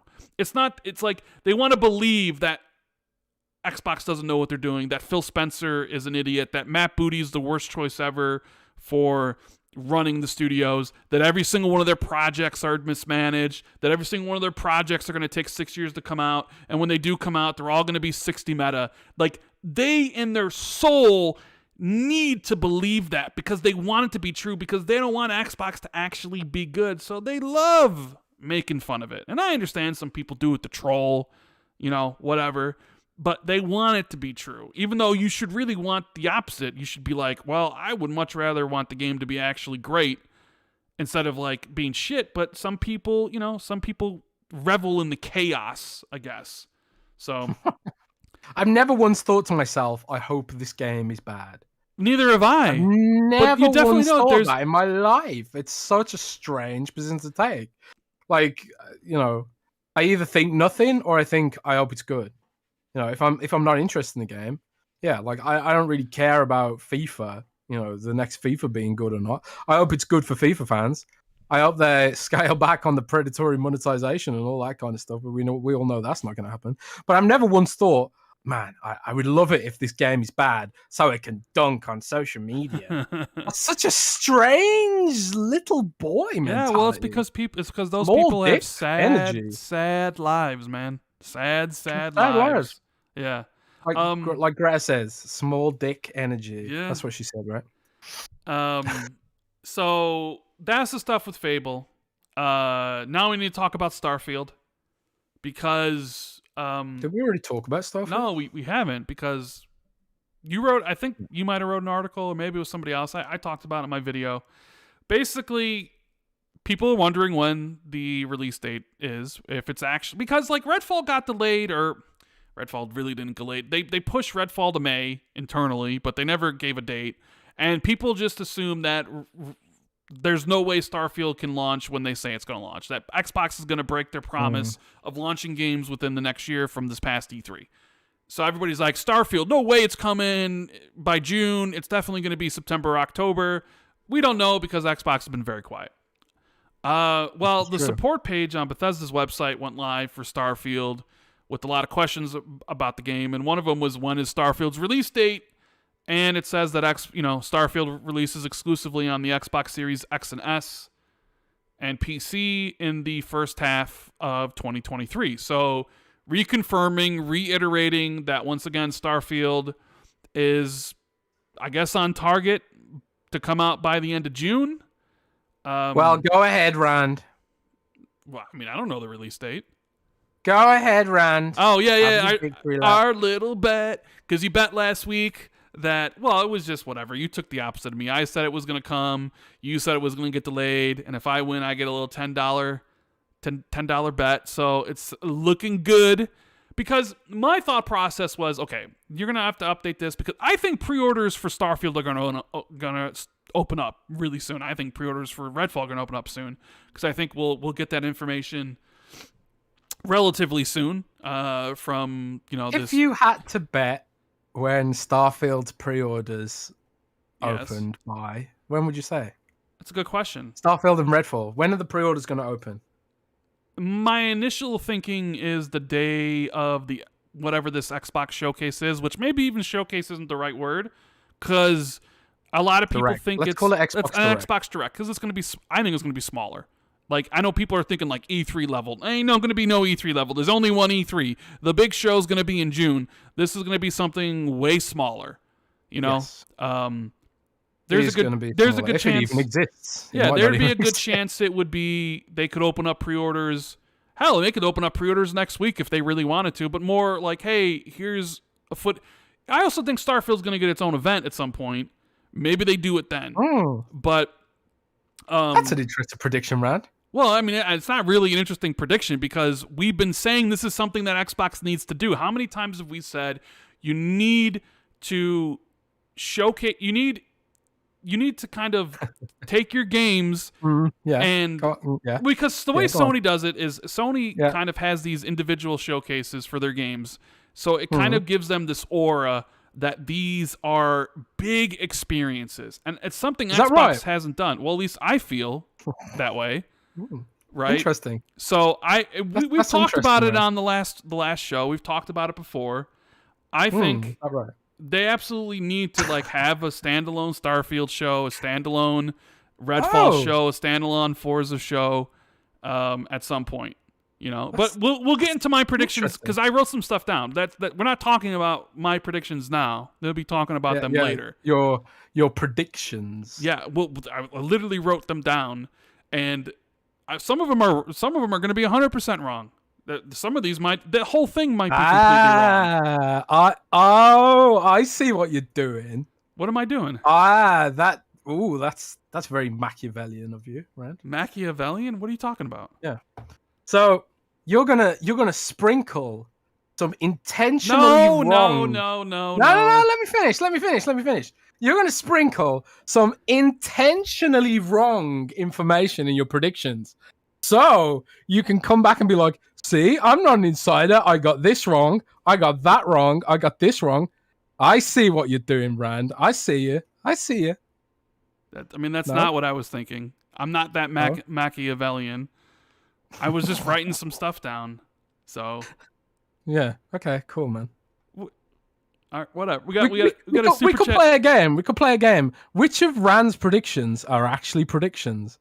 Which of them are Machiavellian? Which of them are red herrings or Rand herrings? We'll call them Rand herrings. It's kind of like red herrings. Rand herrings. See what I did there? It's like I'm a writer or some shit. I don't know. Maybe they're all red herrings. Maybe I'm trying to. No, Rand herrings. Maybe I'm trying to lose this Randall Insider thing because I'm not. You know. So maybe they're all wrong. Oh man. Well, that'd be very Machiavellian of you. Dead Planet says, even if it's a direct, is there a one more thing? ?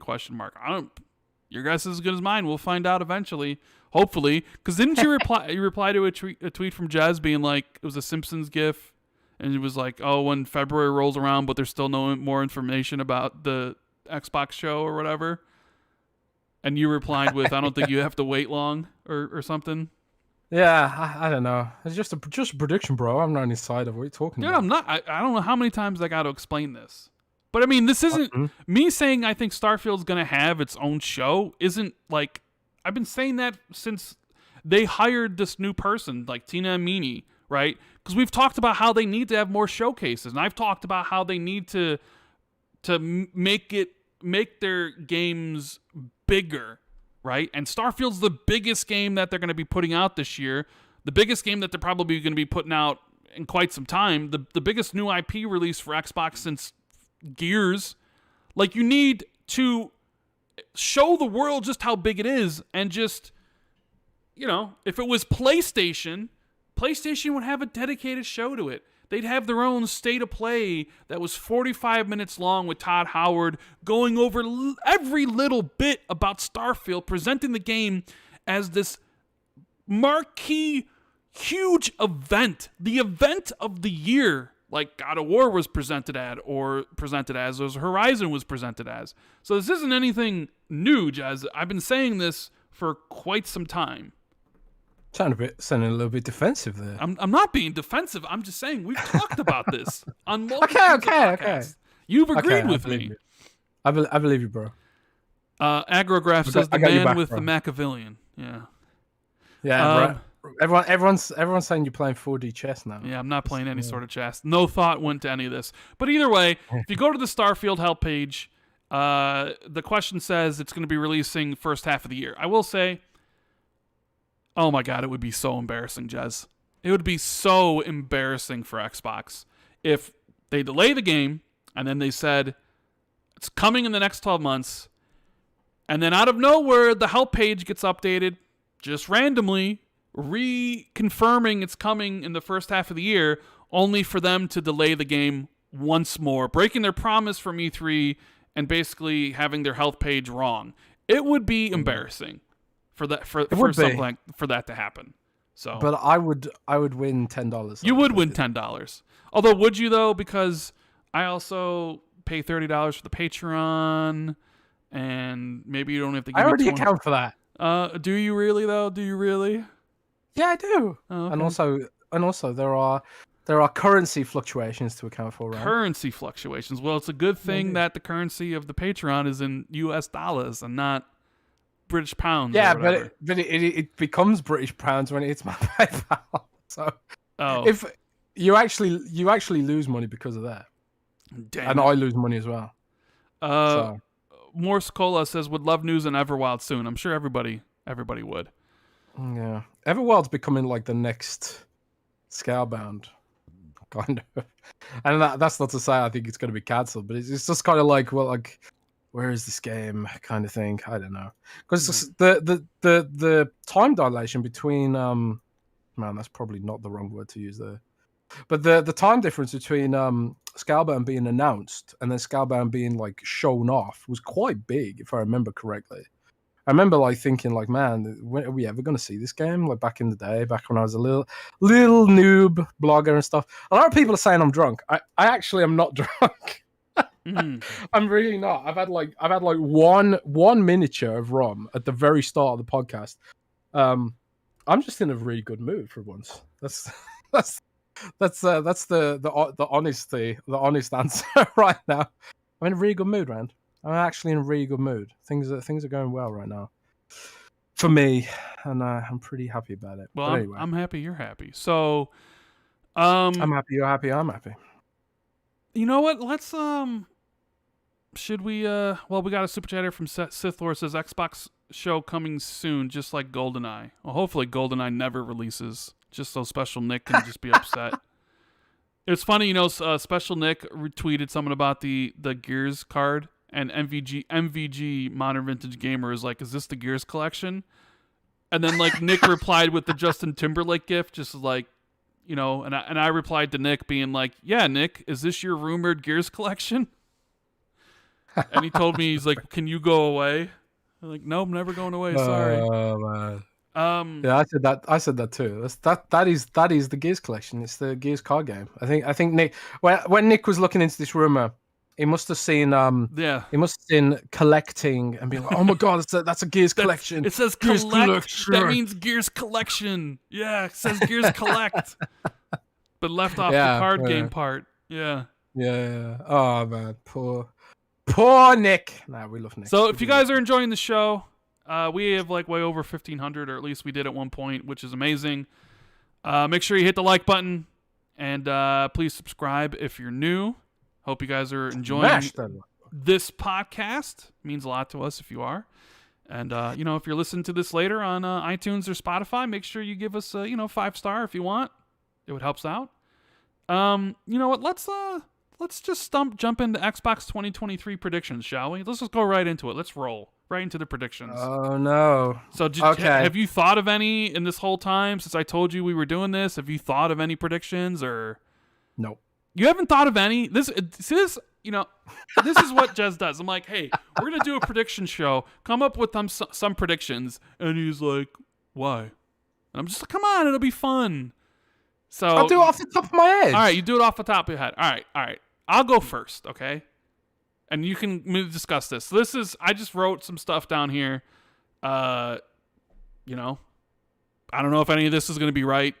Probably going to be wrong. But my first prediction, which probably isn't really a surprise, I think Xbox will have a show or a direct sometime at the end of this month, January. What do you think? Specific. Do you agree? Do you disagree? I agree. I think we could even hear it. If it is real, they'd have to announce it soon. They'd have to announce it pretty soon, maybe even as soon as next week, I would have thought. But man, if it's not real, I'm blaming you. Okay, so that's one of my predictions. Xbox Direct, or whatever they're going to call it, end of January. What do you think? What's a Jez prediction for 2023? We're going to take it in turns. Yeah, why not? Taking in turns. I think this is the year that we start hearing about a new Xbox hardware. Really? Not from Microsoft themselves, potentially. Okay. So you're saying from leakers? You're saying this year, 2023, is the year that someone is going to leak about new Xbox hardware? Are we talking mid-gen upgrade? So a mid-gen upgrade? Are we talking like a Series X Slim? That's interesting. Yeah, okay. Something like that. I didn't have that in my predictions. I actually didn't have like a hardware redesign or mid-gen upgrade. That's interesting. I like that. Okay. Yeah, I'm down for that.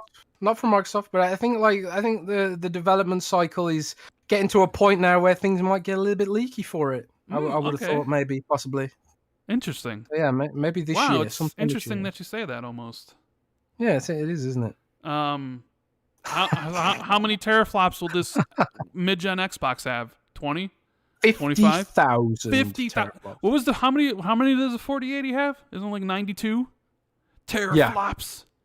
It's going to have 50,000 teraflops. It's going to be a quantum computer GPU or some shit. I don't know. Do you think? I have no idea. Don't ask me about specs and shit.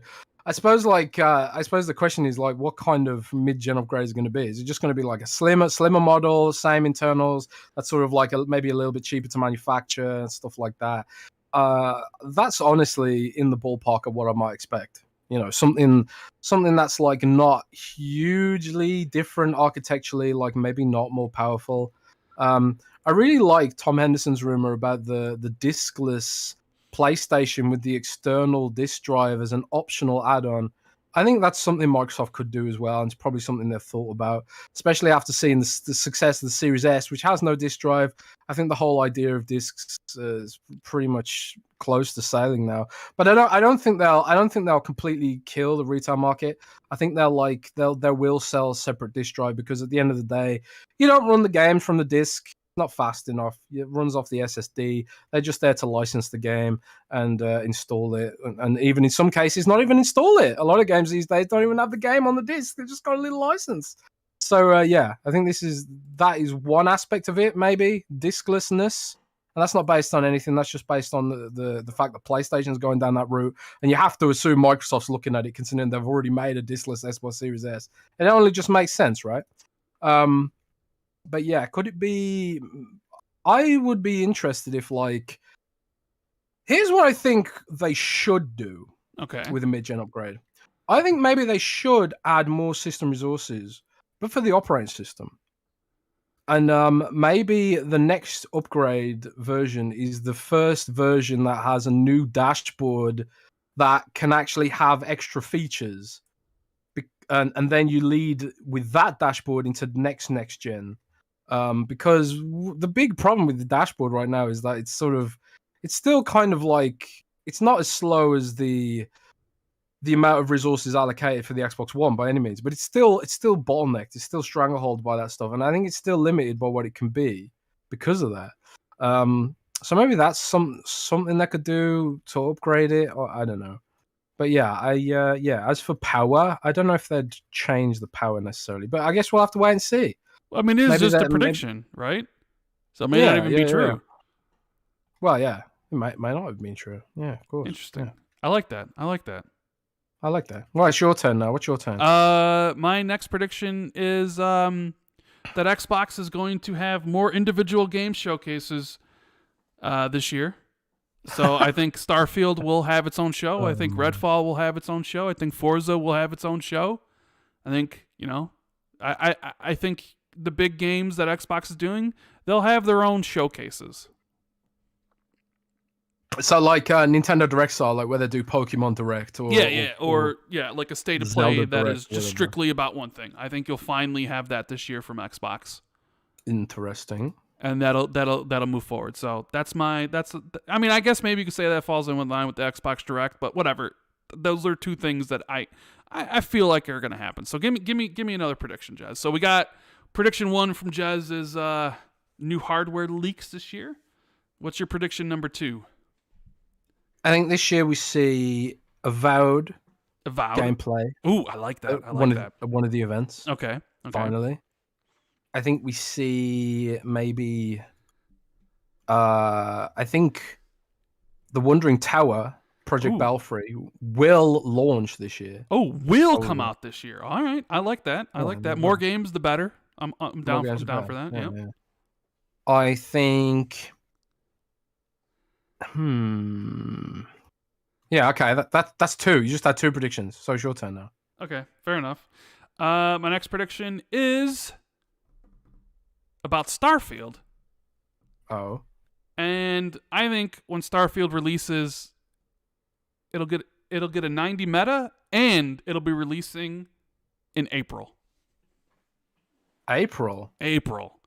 I've been saying June for whatever. I'm just going to have a little bit of fun. June is a little bit boring, so I'm going to say, you know what? It's coming in April. Redfall's the one that leapfrogged it, so why not? I'm having fun with these predictions, Jez. And by the way, Sloth, if you're watching this, these are just predictions. They're just stuff I've completely made up. Jez have made up. No need to tweet this out. Well, at least don't tweet out my predictions. You can tweet out Jez's if you want. No, don't tweet mine out either. Don't even tweet Jez's out. Don't tweet mine or Jez's out. We're just having fun. Tweet Rand's. These are all wrong. Don't even bother, Sloth, because if you do, I'll say bad Sloth, bad tweet. Take this down. This is just for fun. Oh. Don't read anything into this. These are just predictions. So, Starfield 90 meta and releasing in April. There you go. I think as well. I think I agree. I agree with you that Starfield hit 90 meta. Okay. But I think there'll be controversy about it. Ooh, controversy. Interesting. Yeah, because I think it's going to have a user-generated content platform similar to Roblox, similar to Minecraft, where people can make and sell mods. Now, if you remember, Fallout and Elder Scrolls had that thing called the Creation Club, right? And it was very controversial with the modding community, who feel like, it's sort of... I'm not exactly 100% sure why it was so controversial, but we live in different times now. Roblox is huge, absolutely massive, and like one of the biggest IPOs, like for a video game company going public, maybe ever, I want to say. And that is an entire content platform based around user-generated content. So I personally think that Starfield's going to do the same, and I think that's why the game world's as big as it is. I think the whole reason it's a galaxy-sized game, and it'll still have like the handcrafted stuff that we all love Bethesda for. But I think a lot of those planets that they were talking about being blank or randomly generated or whatever, that's going to be used for user-generated content. That's my prediction, just based on the way the industry's been going. Could be completely wrong. Maybe Bethesda got really cold feet after the whole Creation Club debacle, but yeah. I think that's one of the things they'll announce for it, and I think that'll be controversial in some circles. Okay, fair enough. I like that. All right. I'm gonna say next prediction: Hellblade 2 releases in September this year. This year? This year, Hellblade 2 releases in September this year. Damn, that's bold. That's me going out on a limb. That's my game. My number one most anticipated. Screw it, whatever. I'm saying it. Hellblade 2 this year, September. Big holiday game, or close to the holidays you can get. Well, I wouldn't make that prediction. So what? You're on your own with that one, bro. Why would you say that? What do you mean? I think that's very optimistic that it will launch this year. But hey, I would like it to. But yeah, I think that's optimistic. You don't like Hellblade. You've already talked about how it's just a walking sim to you, and you don't like it. So whatever. Yeah, I just don't think it's going to launch this year, bro. I mean, what makes you think that? Do you have information that you don't think it's coming this year? Like, what's going on? No, not really. Just pessimism. Just a personal gut, a Jez gut feeling, essentially. Pessimism, pandemic, the fact they've had to build a whole new studio and from scratch. Well, they didn't have to, but they did build a new studio and moved into it and all that kind of stuff last few years. It feels like that's probably slowed down development a little bit, but hey, I could be completely wrong. Maybe. Space Dovikin wants to know, Jez, is Starfield going to be filmic? I'm assuming he's talking about frame rate. 30 frames? 60? Ooh. Performance mode? Okay, so let's talk about this. Okay. My prediction is that Starfield is filmic, that it is 30 frames, and it won't have a performance mode. Oh, you're hurting me. You're hurting me. That's my prediction.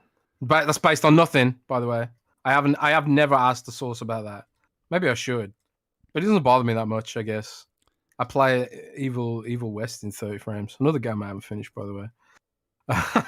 What was the last game you did finish, by the way? If you can even remember. Oh, man. You don't even know. Don't ask me that. That's how bad it is. Bro. It would have been something I reviewed. What did I even review? I didn't even really review much this year. Man, I don't know. It's been a hard year for games that weren't World of Warcraft or Overwatch.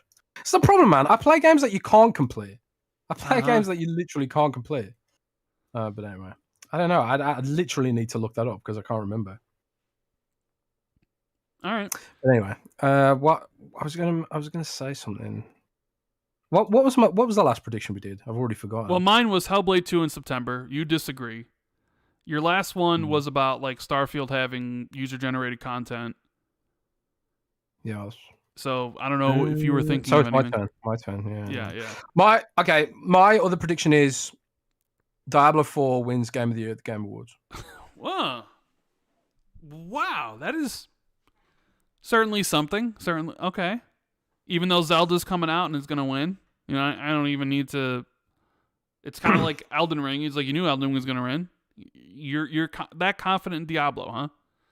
Yeah, I don't think they'll give a game that's 15 FPS Game of the Year. 15. Hello. That's my other prediction. Zelda will be 15 frames per second. They're also saying that the Zelda game's like the last big game for the Switch until like new hardware comes. Yeah, new hardware. All right, so Diablo 4. Well, so hang on a sec. We're gonna have gone a whole generation without the long in development Metroid Prime stuff. If Metroid Prime's a big game, I don't know. Maybe they decided because Nintendo likes to hold stuff. Maybe they just decided screw it. They announced it. They did, but maybe they just decided we'll hold Metroid Prime 4 as a launch game or something. I don't know. Makes me sick, bro. Because Metroid is like. Metroid is the Nintendo franchise for me. Like I don't care about Zelda that much. Mario's alright. Pokemon I love, but Metroid is like, man. Metroid means a lot to me because when I was a kid, I had appendicitis, right? And my dad was like, "Oh, he's just faking it to get out of school," so I ignored it.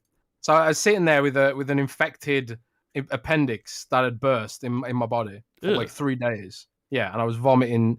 On the third day, I was vomiting nonstop. And then my dad was like, you know what? Maybe he isn't faking it. So the doctor, they get the doctor out to the house because I'm too weak to physically go to the doctors. And the doctor's like, yeah, call an ambulance. He's got like 3 hours to live. I got sepsis. So I had sepsis. And they were talking about cutting my arms off and shit. Cutting my legs off and all this stuff. I was really ill, man. I was like seriously ill. At the time, I didn't know how ill I was. They didn't tell me. Because I suppose they didn't want to traumatize me or something. I found all this out many years later, how actually ill I was. I just thought like it was a vacation. I was that pumped up on drugs. I had no idea how ill I was. I was about 7 or 8 years old, I want to say. But anyway, once all the surgeries were done and it looked like I wasn't dying or anything, I was still too weak to move or get out of bed. So. But I could use my hands. So, you know what I did? All day, every day. I had a private room in the hospital because I was so bad and I suppose weak and they didn't want anyone else to infect me or something. I had a Super Nintendo and the only game console I'd had up to that point was a Sega Master System. So I was like, oh my God, these graphics, I'm sick. And the 2 games I had, the Super Mario All-Stars and Super Metroid. So I basically spent like weeks and weeks and weeks playing Super Metroid, which, it was kind of hard to figure out where to go in that game without a guide. I thought anyway, when I was a little kid. But I just played it and played it and played it and played it. I loved it. I just loved it. Even though it was super hard, I found it super hard anyway. I just loved all the secrets you could find, all the stuff, and, the monster designs. Like everything in that game was just flawlessly perfect. Like Phantom and Kraid and... Even that weird salamander thing in the lava pit and all his face melts off when he falls in the lava. I was just like, wow, this game is just immensely perfect, So yeah, Metroid means a lot to me. And this is just a little tangent for you there about Metroid for some reason. Because I want it. I want Nintendo to bring it back. That's another game I didn't finish, by the way. It was that Metroid game for the Switch. Metroid Dread. I never finished that either. I need to finish that. Actually, that's the first game I'm going to finish while I'm here, is Metroid Dread. It'd be easier to just tell us the games that you did finish because we know most of them aren't. So, Grumpy Duck in the super chat says, "Jez, come back to England and bring some sunshine." I am in England, but sadly I did not bring. He didn't bring the sunshine with him. All right, it's raining. Yeah. So now it's my prediction, right? Yeah, sure. Prediction. Okay, I have the ABK deal closes in half 2. So between July and December, and the second half of the year. Yeah, second half of the year. The ABK deal closes in the second half of the year, and Microsoft puts the COD expansion into Game Pass day 1, the one that's launching at the end of this year. Well, I'm going to contradict you then. Okay. I'm going to predict that the ABK deal closes before the second half of the year, so before the end of June. Okay. All right. Fair enough. I mean, you weren't going to go the opposite route and just say it's going to get blocked. That could be a prediction. No, I'm not putting that. Xbox, Microsoft walks away from it. So, Jez, prediction. There's people out there who are tweeting like, "Oh man, I'm worried what Jez will do if the deal's blocked. Like it's like my life depends on it or something." But like I was thinking recently. I was thinking like, you know what? Like Blizzard actually managed to put out a good expansion without like World of War without being bought. So maybe they'll be all right. But then again, I look at the state of Overwatch 2 right now and I think, oh, actually, maybe that won't be all right. Overwatch 2 is in I'm actually thinking of writing an article right now, like Overwatch and Halo are in competition for the worst free-to-play live service ever. Because Overwatch 2's new event, it ain't good, man. It ain't good. Right. It's awful. So yeah. Actually, that's a really good article title. I'm gonna literally. That's great actually, because I get to piss off two marketing teams with one article. That's sweet. So is that your second prediction? Do you have another one, or are you just gonna go the opposite of my ABK thing? Okay, so I suppose I should give a proper prediction then. I predict that once Microsoft and ABK have closed the deal, they'll do some kind of ABK Direct where they outline their immediate plans for everything. Well, they'll be like, yeah, Call of Duty's going Game Pass. This is what we're gonna bring back StarCraft. Basically to allay any fears that people have, give them a taste of the future, and be sort of transparent about what people can expect with the ABK deal. So yeah, they'll close the deal and then they'll do like a ABK Direct, and they'll also have a segment talking about how Candy Crush is coming to Xbox with 4K and ray tracing. Okay, fair enough. Flame says, Jez, I'm glad you survived your illness. That sounds terrifying. Man, imagine never being able to play World of Warcraft or share your love of anime with Ranchan. Ooh. Yeah, dude, this podcast wouldn't have happened, I guess. Yeah. I had no idea how ill I was. Like until actually I was much older, like in my teens. I didn't know how ill I'd been. It was crazy. And like when I got out, like people were crying and shit. And I was like, man, it was like a vacation for me. I was just on tons of great drugs. I was playing games. It's vacation, But yeah, I didn't realize how ill I was. Maybe it's a good thing I didn't know, because like I suppose like if they told me you might die or you might lose your limbs, that probably wouldn't have sat very well with me as a little kid. So maybe it's a good thing. I don't know. You're right. But yeah. All right, here we go. This prediction, I don't think people are gonna like. Oh no. What is it? I say sometime this year, Xbox Game Pass price increase will increase $5 across the board for every tier, right around the time of the family plan launch. Ooh. Microsoft will raise the price of Game Pass, so Game Pass Ultimate will be $20. Game Pass Console will be $15. PC will be $15, and that will be the new pricing. You say people won't like that very much, but I think I think you should ask chat. Like, do you guys expect this to happen? Because I think most people genuinely expect this to happen at this point. You just stick a poll in the chat and see what people think. If people expect, do you think there'll be a price rise for Xbox Game Pass this year? Because it almost feels like it's been on the docket for what feels like forever now. Netflix does it, Amazon does it. Even my phone operator does it. My phone operator sent me an email recently like, oh, by the way, your phone bill's going on. I was like, oh, great. Barely even use it. Never go outside. I've got no friends. When's the last... I was thinking this the other day, by the way, and this is another tangent. When's the last time you actually just, texted someone? Not, used an app, just texted someone. Because I realized that I only use text messages for two-step verification. Do people text anymore? Is that a thing?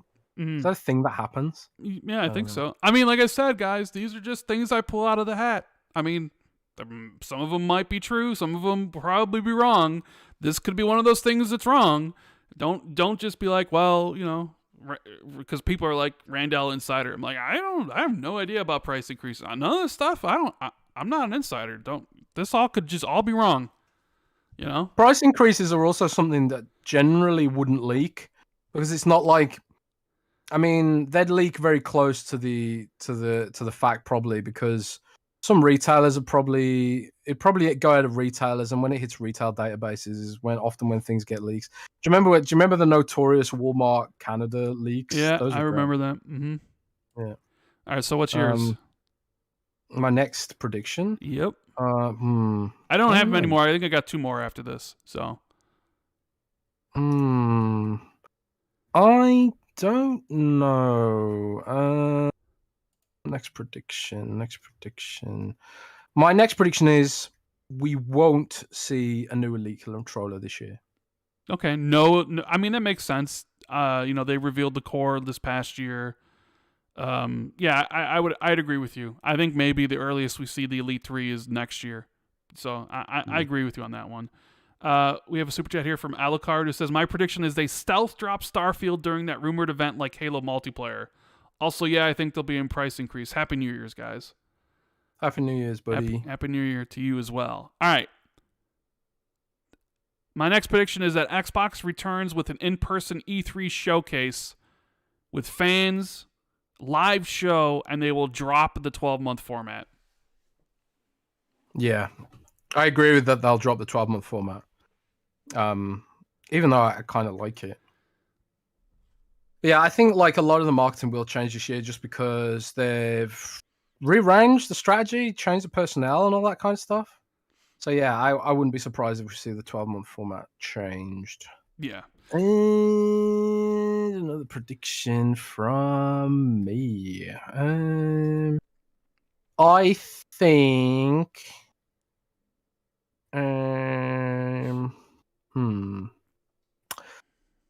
I don't know. Maybe I should have written some down before we started. Have you got more? I got one more, and that's it.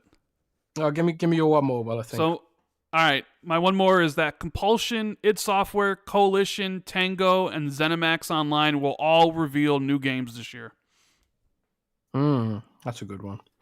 I wondered when you were going to announce the Hi-Fi Rush from Tango Gameworks. We're expecting Hi-Fi Rush to be a smaller kind of game, right? That's what Jeff Grubb said. Yeah, Grubby Grub, the Grubster, yeah, the one and only. Yeah, I haven't heard. I mean, I feel that's pretty good, right? That's 5 studios, 1, 2, 3, 4, 5, announcing new games this year. Yeah. That's pretty good, combined with all the games that Xbox already has announced. I feel like those are realistic, right? Yeah, I think so. Okay, I'm going to throw out an optimistic prediction because I don't do these usually. I don't do optimism. You know me, Rand. I don't do optimism, right? Okay. My optimistic prediction for the year is Microsoft will somehow solve their issues with Square Enix. Really? Yeah. Because I thought you were going to say PlayStation's going to buy Square Enix, and then I guess they would solve their issue if PlayStation bought them. Well, their issue's solved. Well, there you go. Yeah, like one way or another, Microsoft will solve these issues with Square Enix. Yeah, I think there is a high chance that Sony could move to buy Square Enix. But I think if they didn't, I think Microsoft will crack Square Enix eventually. And hopefully we'll start seeing some of those games end up on Xbox. You know, the ones that everyone wants. You know. So yeah, that's my optimistic prediction for the year. I also think I'll give you another one because you did too. Because I couldn't think of one. I think this year there'll be a sort of another like pretty major gaming surprise. Really? I think there'll be like some kind of like something on the scale of, you know, like when Killer Instinct was announced, it was all nostalgic and awesome, and you know, and everyone's like, oh my god, I never expected that. I think there'll be something on that kind of scale where it's like Microsoft does something very fan servicey and makes everyone really happy during their E3 showcase or something like that. Okay. Again, that's not based on anything. I just feel it. I feel it in my bones. My bone that's shaved by Manscaped with code XB2 in checkout. Code XB2 indeed. not that I shave that. That'd be weird if you had to shave that actually. That'd be like, yeah, that'd be weird. So those are my predictions for 2023. Jez's predictions for 2023. Rand's predictions, guys. Yeah. Well, Aesop Gaming in the super chat says, "Hey, I'm a bit late to chat, but I came in when you guys said Starfield won't have a performance 60 FPS mode on next gen consoles. Is this true?" That was just Jez's prediction. That was just a prediction. That is, he has no information on it. Just a prediction for this year for 2023. So it's pessimism. It's just pure. Alucard says Final Fantasy VII remake or we riot. So, we riot. Yeah, I don't know. It's one of those combinations of words that I just don't say so good. Fantas says in Super Chat, good thing I have my Ultimate Game Pass paid to 2025. I mean, guys, it's just because I said they could raise the price this year. One, they could, but it might only be $1. Two, they might not. And also, I think there's a good reason maybe not to, because maybe you want to see what Starfield and all these games do and what a COD could do or whatever, and then you raise it next year. I don't know. It was just, I was kind of like, all right. You know, would be another good prediction? Like, Xbox Game Pass comes to Steam. Ooh, yeah, I'd like that. You know, but like a first-party Game Pass only, right? With no third-party games.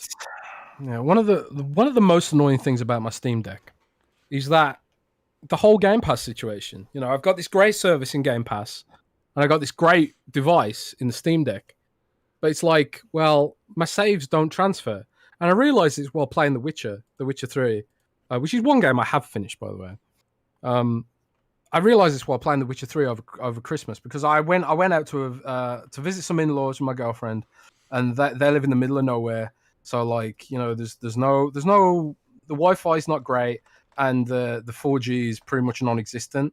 So like, cloud gaming just wasn't a thing. It was just not going to be possible to cloud game over there. So I took my Steam Deck, you know, because I don't speak German, so I can't join in all the conversations, which is, you know, it's fine. It is what it is. So like, I really need to learn, but oh well. But yeah, Steam Deck saved me. But not only did the Steam Deck save me, the fact that I could bring my Xbox save thanks to GOG.com sign in. I could sign in with my GOG account, Good Old Games, and then it pulled down my my Witcher 3 save from my Xbox, and then I could, you know, jump straight back in. And then once I was done, it synced the save back up, and then it worked on my Xbox. It was like, man, every game should do this. But Microsoft already does do this with Xbox Play Anywhere. But yeah, can't really use Xbox Play Anywhere on the Steam Deck, you know? So yeah, I suppose that's the downside of it being a Linux-based system. But I don't want to install Windows on it because apparently it's not a particularly great experience. And yeah, the Windows-based handhelds are really expensive. And the Iron Neo is like £1,100 or something like that. It's insane. But yeah, I don't know. Yeah. Kind of rambling now. Tom Legg in the Super Chat says, great prediction, guys. Got to take off early, but wanted to say I enjoyed seeing the Game of the Year footage while listening to the show. So, thank you for being here, Tom. I'm glad that you enjoyed. What game do you have playing? I Plague Tale Requiem. All right. One of my favorite games of the year. Because it's supposed to be, you know, World of Warcraft, but, you know. Yeah. Yes. We'll have World of Warcraft next week. So we got the votes up. We have 400 votes. Do you think Xbox raised the price of Game Pass? 60% say yes, and 40% say no. So majority of people expect some sort of price increase this year. But other than that, I think those are all the predictions I've written down. You know, I think that's a good set of predictions. Even though Jez doesn't, you know, agree with me about the Hellblade 2 one. That's the one that's closest to my heart. You know?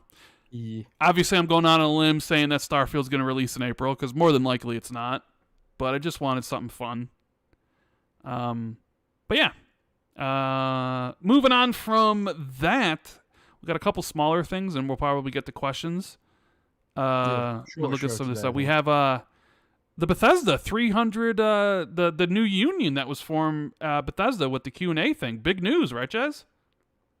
Yeah, I think it feels like the whole unionization in the game industry movement is really heating up now.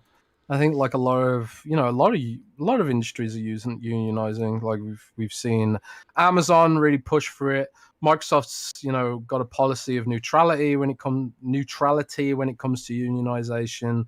I think I can't remember who it was, but someone at Microsoft said something to the effect of, we think unionization will enhance our corporate culture and stuff like that, which is a very progressive way of looking at it. Whether or not it will, remains to be seen. So yeah, it looks like that's in now. Unionization is in, baby.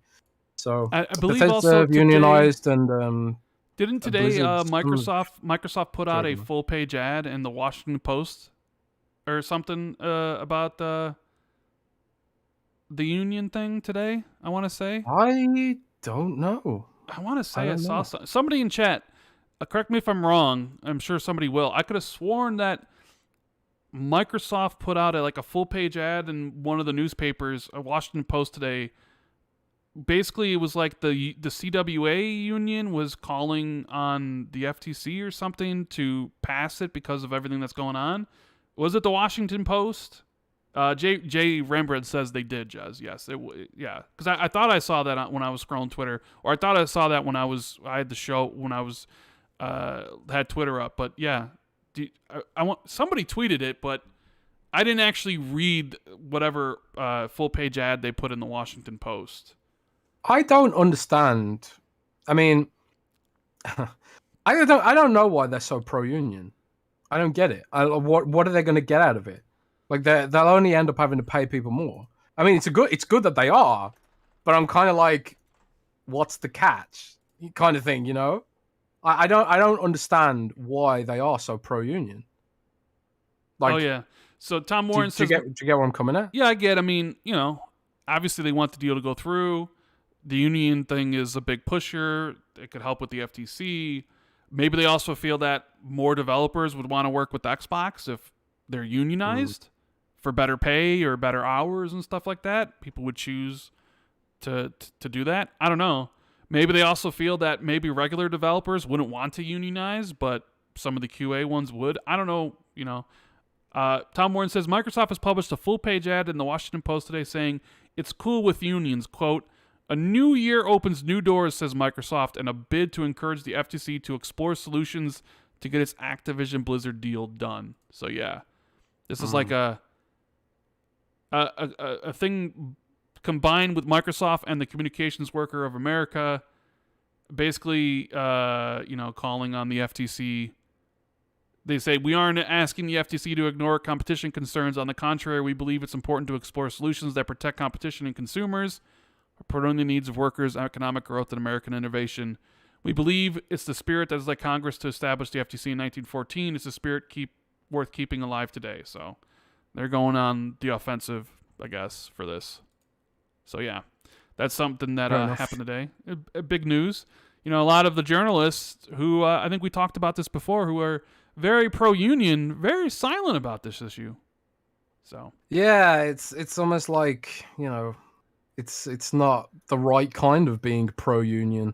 I think there's just skepticism about, or cynicism maybe, about Microsoft's reasoning for doing this, and I kind of get that because I'm kind of thinking that too. Like, what is the play here? Is it just marketing, or is I want to know, what is the business mentality for doing this? I mean, it's healthy and right to have skepticism about companies as big as Microsoft, but if the end result is what you want, then surely you should advocate for it.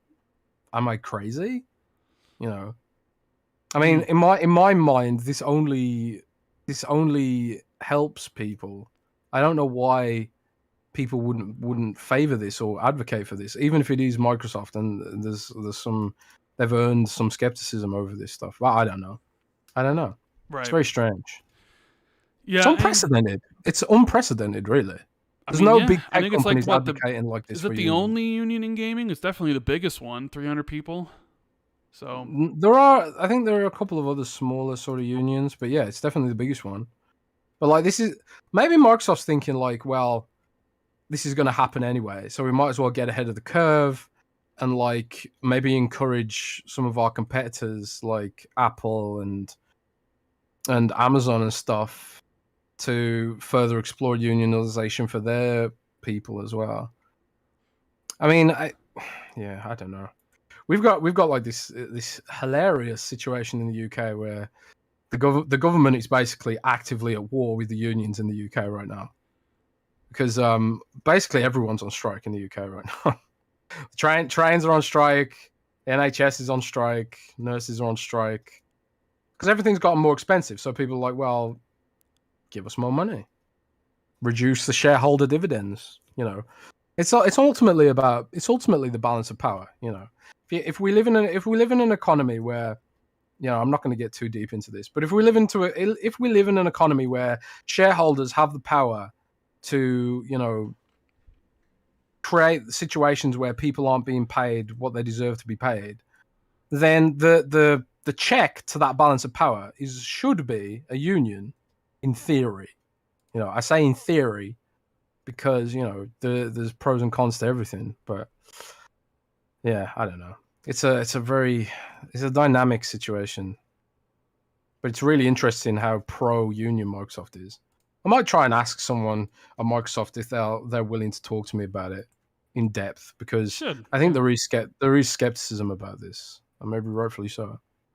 Also, there was a new Xbox controller announced at CES that has an OLED screen in it.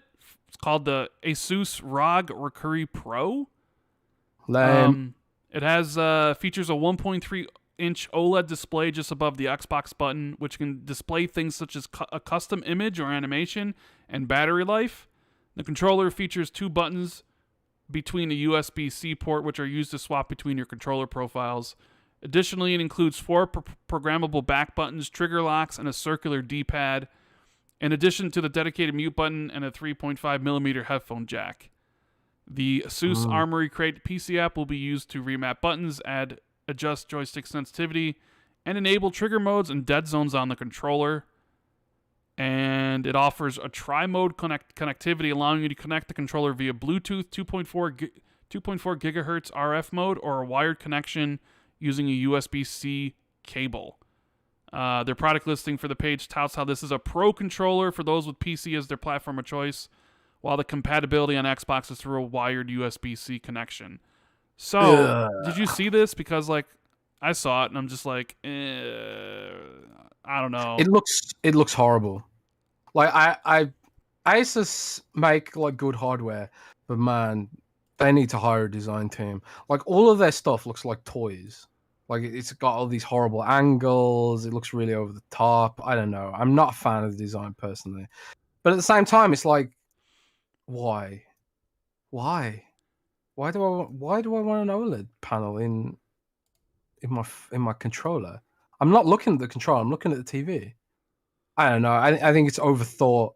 But the thing that does piss me off about it, though, it's another Xbox controller that is forced to be wired because of Microsoft's strange policy of not letting people make third-party wireless controllers.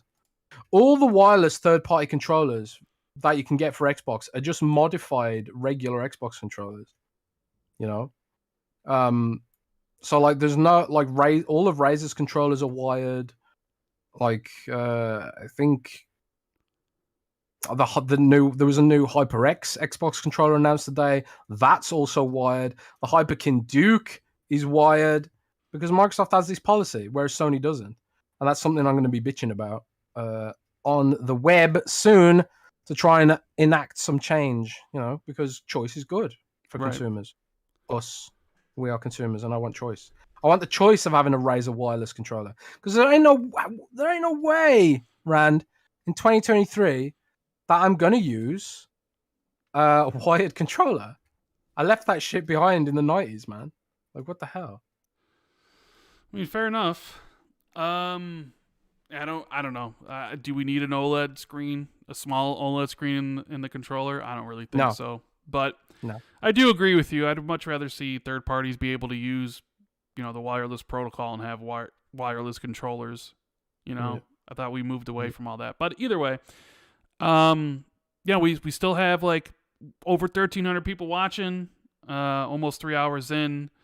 Thank you guys for being here so much. All this, you know, all the support in the chat. You guys are amazing.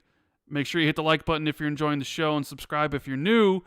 We're going to get to the Patreon questions. The lovely people over at patreon.com/XB2 can write in as one of their little perks and ask us some questions. So we're going to get to these, and then we'll take some more questions from the people in chat.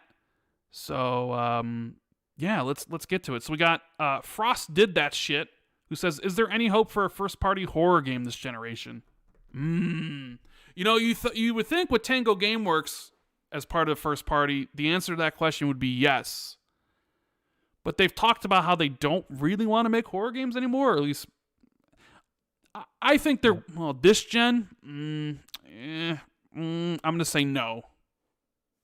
I'm going to say next gen. I think Mikami's going to do his last game or whatever, and I think it'll be horror related. But I don't think that will come out this gen.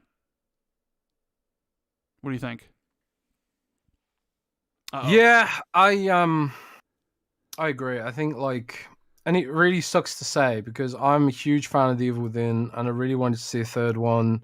I really wanted to see what they could do with this kind of hardware, and given the revival in survival horror, I was hoping that, because I kind of feel like The Evil Within 2 went a little bit diffuse with its sort of semi-open world stuff and its crafting stuff, and they kind of doubled down in the wrong areas, because the first game had some of that stuff, but it wasn't that convoluted, and then Evil Within 2 focused really hard on it, and it was just kind of like, nah, this ain't it, guys. So I was hoping that they'd make an Evil Within 3 that went back to basics after the success of Resident Evil 2 remake and stuff, but it looks like that we're not going to get it. And it sucks because I think The Evil Within is a really iconic brand, like Safehead or whatever you want to call him, like iconic character. Even though, he's by no means a main character. People compare the guy to Pyramid Head, and rightfully or wrongfully so, right? But anyway, I don't think we're gonna get much out of Tango Gameworks in general. They have a lot to prove for me because Ghostwire Tokyo, I thought it was pretty awful overall, to be honest.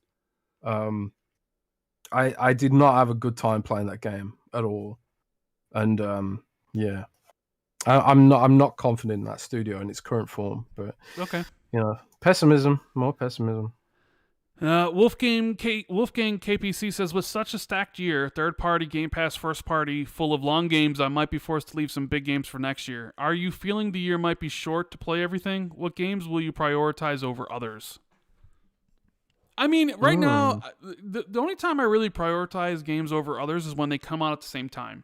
Like Dead Space, boom, playing it. Star Wars Jedi Survivor, boom, playing it. Resident Evil 4, playing it. You know what I'm saying? Like Starfield, Diablo, there's enough gaps where it's like I can beat those games before the next game comes. The problem I've always had is when they release two games in the same week and you got to choose one. Like the reason I didn't play Fallout 4 was because it released the same day as Rise of the Tomb Raider, and I decided to play Rise of the Tomb Raider, and I just never went back to Fallout 4. So unless they're releasing Starfield the day of Diablo 4. Then I'd have to make a choice, and maybe I wouldn't go back to the one I didn't choose. But right now, I don't really see any of that.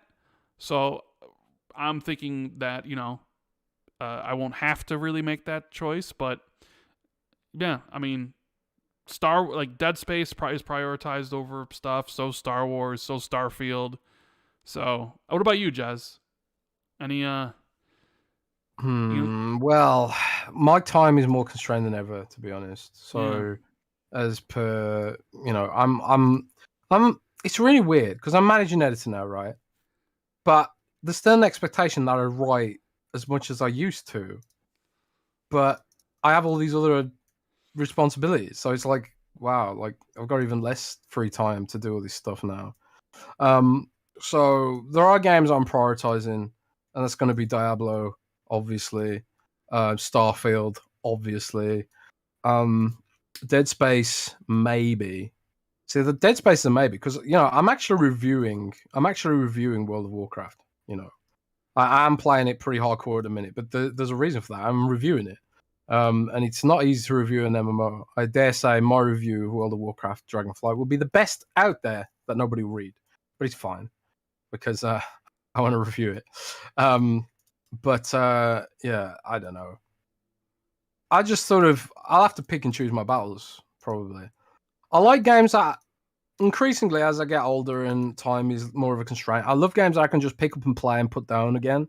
Vampire Survivors was exactly that game for me. Easy to pick up and play. But games like Plague Tale Requiem, for example, I find that hard to pick up and play and then put down and then pick up and play again. Because like you kind of like lose your place, you lose your trail of thought with it. It's like, oh, what was I doing now? What happened last? You know. Witcher's like that as well. Even though like when you load back into The Witcher, it does give you a little recap on the last quest you did. So like it does help a little bit.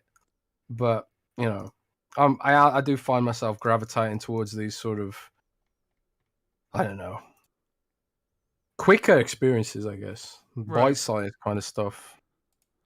But yeah. Or games that are easy to play while multitasking. But yeah, we'll see what happens, I guess. John G says, why is the narrative that Redfall has to come out before Starfield? Why can't Starfield come out first? Yeah, I did see that quote, that comment actually. Yeah. I think it's a really good point. Like, why does it have to come out first? Well, I think it's just. Sorry, go on. Well, I was going to say it's because they originally said Starfield or Redfall was going to come out in summer, and Starfield was later. So when you think of delays, they think of delays are equal for both games. So if they're equal for both, then Redfall has to come out before Starfield. But maybe that's not true. Maybe Starfield didn't really... Because I believe Todd Howard said in that interview they could have launched Starfield on their date. They just wanted to delay it to make it better and polish it more. Yeah. Whereas like maybe Redfall needed more work because it does have multiplayer, it does have co-op, right? Maybe those things are a little bit tricky. It's also Unreal Engine 5. You don't really see a lot of Unreal Engine 5 games out. But yeah, that's the thought is like, because it was supposed to come out first, that means it's supposed to come out first after the delay too, but not necessarily. So, but yeah, good question, because I have seen that all over. Silas says, and this is definitely a Jez question, is it worth to start World of Warcraft these days without getting lost? I haven't played in over a decade and was thinking about re-engaging with rolling a new character.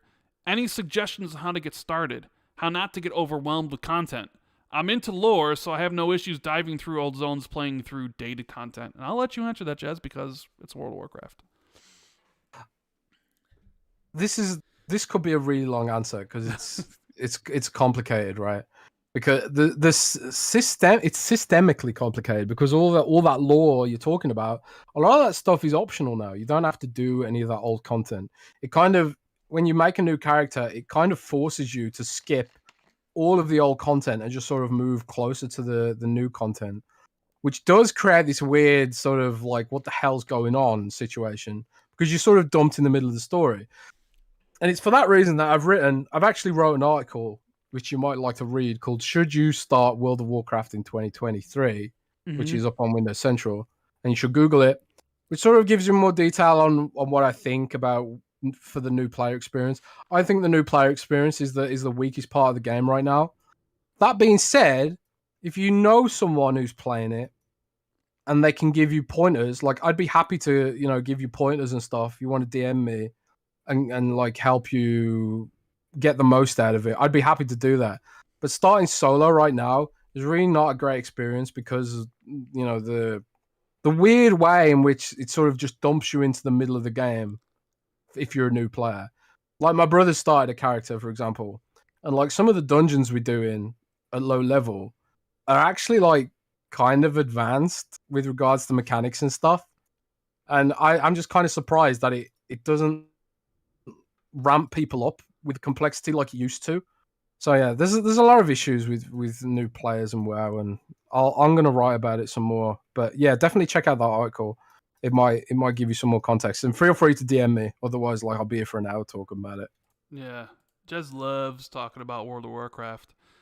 I do. It's the best. It's not even a game to me anymore. It's just a way of life. Lifestyle. It's a lifestyle. It's a lifestyle. Yeah. It's a lifestyle, man. Fudge says, I know y'all are high on Game Pass, but what if Microsoft continues to not meet expectations on subscriber numbers even after the Activision acquisition? They seem to be Game Pass or bust, but they have been short on goals with the economy. May have to increase subscription costs on consumers. Are people willing to pay $20 for a Game Pass a month? Can they go back to previous model and remove Game Pass? Well, I don't think they can go back to the previous model and remove Game Pass. I do not think they could ever do that. Yeah, I think Game Pass is here to stay. It's much like Xbox Live, where it's like it is the business model now. You know, like we all talk about like maybe Xbox Live Gold to go away someday, but that's only because Xbox Game Pass will have replaced it. I think to get rid of Xbox Game Pass, you need something to replace it, and I don't think that's gonna happen. I just can't see that happening. I could see, and I've talked about this when I think 2 podcasts ago or 3 podcasts ago, with the rumor of that cheaper ad tier Game Pass, remember? I said I could see a scenario where maybe they restructure Game Pass tiers, right? And this isn't a response to saying, oh, well, maybe they don't meet their numbers, so they got to restructure stuff. Like, I had posited a scenario where it's like you have this really cheap tier, $3, and it's only first party, and it's supported by ads, right? But then your second tier is you get everything, and there are no ads, but you don't get games day one on either of the ad tier or the second tier, right? New games are delayed 6 months from the cheapest tier and 3 months on the other tier, or still 6 months. But then like Game Pass Ultimate would be like you get everything and you get day one. And basically they would restructure Game Pass and everything around the idea of day one games and put that in the highest tier.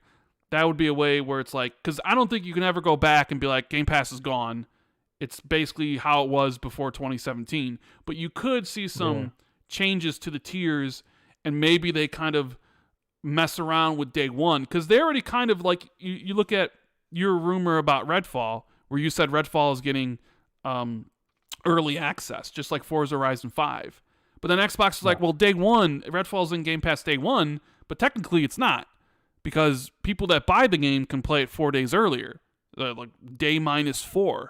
So they're already doing some things, and they've been doing some things since like Gears 5 came out, where it was like if you own the higher version, you get to play it before everybody else. Yeah. And maybe they do more stuff like that. I'm just whatever, throwing stuff at the wall. I know people will be like, that's stupid, but that's the question he says, because you do have to wonder, it's like, well, what happens, what if they don't meet their targets? They spend all this money years down the road, Satya's not happy with it, or a new CEO's in place and he doesn't like the numbers. Like, that is a realistic thing you have to think of, because they're thinking 5-10 years down the road. They're thinking right now, like, we get Activision, we get all this stuff. Gaming's a growth sector for us. We're going to continue to grow. Streaming's going to be more of a thing later. Like, but, what happens if they're not right or their projections are wrong? Something to think about, but we won't know that for a long time. I think it's definitely a possibility. I think it's Satya and Phil aren't going to be there forever, like you say, right? Yeah. Eventually they're going to move on, which will bring a new regime. Maybe it'd be better or worse. I don't know. It's kind of like the whole Disney Bob Iger thing that's going on right now. Like they didn't like the new Bob, so they got the old Bob back or whatever. Somehow. I often wonder, I'm going to go off on a tangent now, what motivates these people? Because I swear down, if I was that rich, if I was like as rich as Bob Iger or Satya or whatever, I wouldn't be working, man. Mm-hmm. I would not be working. I don't understand that mentality. Like, do you get it? I would not be working. I'd be playing WoW all day, man. And but they're not gamers. They're probably just like, I need something to do with my life. Can't just sit. Is there nothing to do except gaming? No, but maybe that's what they like, and that's what they want to do. Just like you like to play World of Warcraft. Maybe they will like that sort of thing. I don't get it. Yeah. I don't get it, man. I just like, man, what would I do if I wasn't gaming? If you were a billionaire, would you be doing this podcast? No. I'd probably be doing the podcast. Would you be doing Windows Central? Probably not. Yeah. Well, I'd probably still write, maybe, but I wouldn't be. I probably wouldn't. I'd probably hire someone else to do the boring stuff, like the editing. I hate editing because I hate reading. So okay. Yeah. we got a question here from CJAD93. Hey guys, not a gaming question, but seeing the new Avatar film pass 1 billion, do you actually know anyone who has seen the film? I don't know anyone who has, and has seen very little in terms of people talking about it online. Seems very strange for such a high-grossing film. I think I know one person who's seen it. Yeah, I know one person who's seen it too. No, actually, I know 2 people who've seen it. My girlfriend saw it as well. But that's it. I don't know that many people who've seen it. I don't know. Are you gonna see it, Rand? No. You interested in that? I mean, I might see it when it's available to rent, but I did not like Avatar 1. The Avatar 1 was super lame. I don't really have any interest in seeing the sequel. Ryan Kipple says, I asked my lovely wife, Van, to pick the question this week. Her question is, this is interesting. If you could erase your memory of any game and experience it again for the first time, which game would it be? I like this question a lot because I actually know what it would be. Well, there'd be a couple, but I know what it would be. What about you? Go first. Would it be the first time you played World of Warcraft? Erase all your memories of World of Warcraft. No. You could experience it again. Would it be that? I don't think so. I don't think it'd be Warcraft. I think it would be. Might be Final Fantasy VII. But the thing is, the context of Final Fantasy VII was it's not only Final Fantasy VII itself, but just the fact that I didn't realize games could be that deep.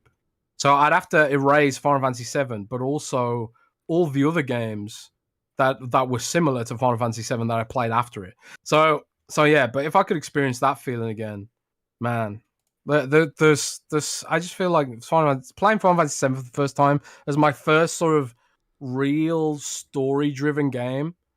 That's an experience that I'll just never get again. I think, just absolutely amazing. Yeah, mine would be, and I might have told this story on the podcast, but I think maybe it's been a while, or maybe I haven't, but I think I would erase my memories of BioShock 1. Because I don't know if I told you this, but Kmart was selling BioShock early, if you remember. And they were selling it like 2 weeks early. And I tried getting a copy, but they weren't selling it here. But my buddy was able to get 2, and he sold one to me for $100. Mailed it to me overnight. $100? Yeah, overnight, because I was really looking forward to BioShock. That's not a buddy. It's a ripoff. I was fine with that. I was fine with the price. So he mailed it to me overnight. So I'm playing BioShock 2 weeks early. No reviews are out, and I just remember being absolutely floored with the game, especially with what happened. And that experience, that's probably my favorite experience from the 360 gen. One of my favorite experiences of all time is just that game and what, I was going, like, the craziness that was happening. Because you didn't know how good it was because nobody had reviewed it. You didn't know about the story or any of the twists. So like when I was playing through it blind, it was just like it blew me away. I was so impressed. So it would probably be BioShock 1, maybe even BioShock Infinite, because I love that game as well.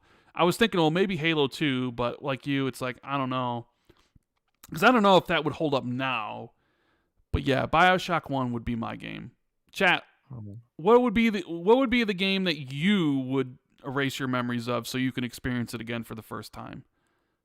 The reason I didn't say World of Warcraft is because it's not really the game itself that makes the gameplay of WoW is a lot better now. But back then, it wasn't the gameplay that really made the game for me. It was the people I was playing with.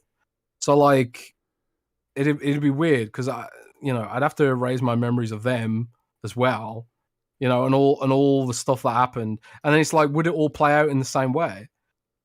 Because there was so much drama and fun stories and weird stuff and all this kind of stuff. Because have you heard the Yogscast, right? Yes, I've heard of it. Yeah. The Yogscast is like a YouTube channel, and they started off as a World of Warcraft guild. I was actually on their server in World of Warcraft. and it's kind of like a notorious server for all this crazy stuff that happened, and it's so some of it stems from that, and it's like, well, if I played WoW now, it wouldn't play out in the same way, because it was all about the people and stuff. So yeah, weird times, man, weird times. Yeah. I like that question. Thanks for the question. That was a good question. Thanks to your wife Van for picking that. That's cool. Jasper Shap says, question: why does Xbox use days in the time played statistic? And do you guys like that, or would you, like me, prefer to see hours played like Steam does, or do you never look at game statistics? I thought they showed days, hours, months, minutes, whatever. I didn't know they just did it they like just that. do days, but I know in True Achievements they actually that shows the hours and stuff. They actually, yeah, I would prefer them to show hours as well, because it's like, when you see something that you use like, 23 days, you got to then do the math in your head to see how many hours it is, right? So yeah, I agree. I would much rather have them hours played. Achievement. Squanch Games has come out and said how instrumental Game Pass has been for High in Life, as well as how Game Pass has allowed them to fund for a future bigger budget and more ambitious games. Do you think this hints at a bigger Game Pass deal going forward, and possibly a future cause for Microsoft that states they have priority say in publishing, depending on success of certain titles that launch in Game Pass? That's an interesting question. Like, yeah. I've been meaning to cover this, by the way, that Squanch and High on Life kind of proves Xbox Game Pass as a marketing model, and stuff like that. So I really appreciate the question there from Achievement. But I don't know if it would lead to some sort of exclusivity deal. I'm sure that they're pretty hyped about the idea of getting the game onto PlayStation. Probably they're probably thinking like, oh my god, look how well it blew up on Xbox, because of the fans of Rick and Morty ultimately, and they're probably thinking like, this is going to be a big deal when we launch it on PlayStation as well. And it will be a big deal when they launch it on PlayStation. So that's kind of like my thinking on it. I don't know if Rand has a different take. I mean, they definitely could have discussions. If I'm Xbox, I'm like, considering how much it blew up, I definitely want to work together with them again. I definitely want to do another Game Pass thing. If ABK wasn't going on, I'd be asking, if you want to work together like more permanently, acquisition, or at least maybe like a global publishing deal with a bigger budget. That could be something, that you could pull off. So yeah, I mean, but then again, you never know what the studio's desires are. Maybe they want to be multi-platform. Maybe they think they can achieve bigger things. But we'll just have to wait and see. But judging how well it did, I think Xbox is probably like, let's work with them closely again. Let's do another Game Pass thing. Let's sign them up for I'm sure Microsoft would want to. Yeah, I'm sure they'd want to, but yeah, just depends about whether the pocketbook matches what their ambitions are. Because they're probably pretty well funded already by themselves to some degree. It's probably a very unique situation there because of who they are and all that kind of stuff. I don't know. Yeah, potentially. Let's see. We have I'm Gonna Crumb, who says scrap of info about Jez, and he has one of your tweets, so I'm gonna go to it and see what it is. He says it's your tweet that says, "Every scrap of info I hear about Starfield is just lovely." Yeah. What about it? Well, I don't know. He just wanted to know more, but like you said, I can't really elaborate on that right now. But I will say, like, you probably won't have to wait too long to find out what I'm talking about. Yeah. Radimus Cisco says, is it fair not to mention Xbox third-party games when people say that it's not enough for 2023? I rarely see people mention third-party Xbox exclusives when they say that Redfall, Starfield, Forza, and Minecraft Legends are not enough. Wolong, Atomic Heart, Stalker 2 replace Last Case of Benedict, for example. However, when people talk about PlayStation, Final Fantasy 16 and 7 are basically named alongside first-party games for the lineup for the year. I understand that Sony made sure that Final Fantasy is almost a first-party game, but still, love you guys and apologies for the long exposition. I think it's a fair point. People are pretty much equating Final Fantasy to being a full-blown exclusive now. But that's kind of the point of these kind of marketing deals they do, where they suggest that they'll come to other platforms and they don't. I mean, Genshin Impact is a de facto PlayStation exclusive. You know, Well, actually, they announced that for the Switch. Oh, did they? But not they Xbox? Did, but they announced it for the Switch, but it hasn't come to the Switch yet. So maybe Sony's throwing the money to keep it exclusive. So yeah. But it's funny though, because people talk about Genshin Impact, but they never mention Roblox, which is a Xbox exclusive. Yeah. Like, it's really weird, the whole situation with Roblox, because nobody talks about it unless it's to like be mad at it. Even though it's like this massive game, it's like it's a huge game, Roblox, and it's got all this like all this YouTube traffic as well. We should become Roblox YouTubers, Rand. We get crazy amount of hits, but nobody really talks about it, and nobody really mentions the fact that it's an Xbox console exclusive. You know, how is Microsoft keeping that deal sort of on the down low? You know, I don't really know the schematics of that, but it's sort of interesting to think about. But yeah, I don't think it's fair to ignore some of those games, because, like, you know, I think Minecraft Legends is going to be a pretty great game, even if it's not fully exclusive or whatever. I think it is going to be a solid game for those people who want it. But it kind of comes back to what we used to talk about before with regards to Microsoft prioritizing, or at least appearing to prioritize, diversity over the shoulder dad simulators. You know, which is you know, they've got their over the shoulder dad simulator, and they got Marcus Phoenix, and they got Gears of War, but they've you know, they've gone hard into RTS, they've gone hard in strategy, they've gone hard in simulation games, and, you know, because of the Game Pass strategy, they want to meet everyone no matter what their interests are, I guess. Find those like sort of dedicated niches and kind of grow them out. But those are the kind of games that don't grab headlines. So maybe that's why they get overlooked, and it's a sort of you know, I don't know what you call it really, a sort of cascading bias, really. Like, it doesn't get covered very much, so people don't think about it. Even we don't really think about it, you know. When we talk about like, oh, you know, this year sucks or whatever, it's because what we're really saying is it sucks for us, you know. A lot of people like would say that 2022 was a pretty bad year for gaming or whatever. But, you know, if you're someone who, you know, played a lot of games that you enjoyed last year, because there was a lot of games that still launched. For me, 2022 was actually a pretty good year. You know, World of Warcraft Dragonflight turned out to be pretty good. I played Overwatch a lot when it initially launched, even though the service is pretty terrible now. Like, it really does feel like Overwatch is going in the Halo, going to suffer from the Halo arguments very, very soon, I think. But yeah, 2022 wasn't particularly bad for me personally. I don't know. I'm rambling a bit now. I don't know if you feel differently about that, Rand, with regards to whether or not it's fair to ignore some of these other, because they're smaller games, maybe. Like, what do you think? What do you think's going on there? Nothing. I'm just seeing that we got slothed. Oh. About our predictions. Oh no. Randall Thor 19 and Jez Cord in 2023. Predictions. This may or may not be true. And he has a list. Oh, at least he said it. Well, he lists of all the things we said. Like, Rand, Xbox Direct will be at the end of January, and Jez agrees, but would need to be announced within the next week. And then, like, all the stuff we were talking about. And then he says, prediction from Idle Sloth, they will be slothed twice as much in 2023. So. Brilliant. Yeah. There you go. That's funny. Yeah. So we got slothed.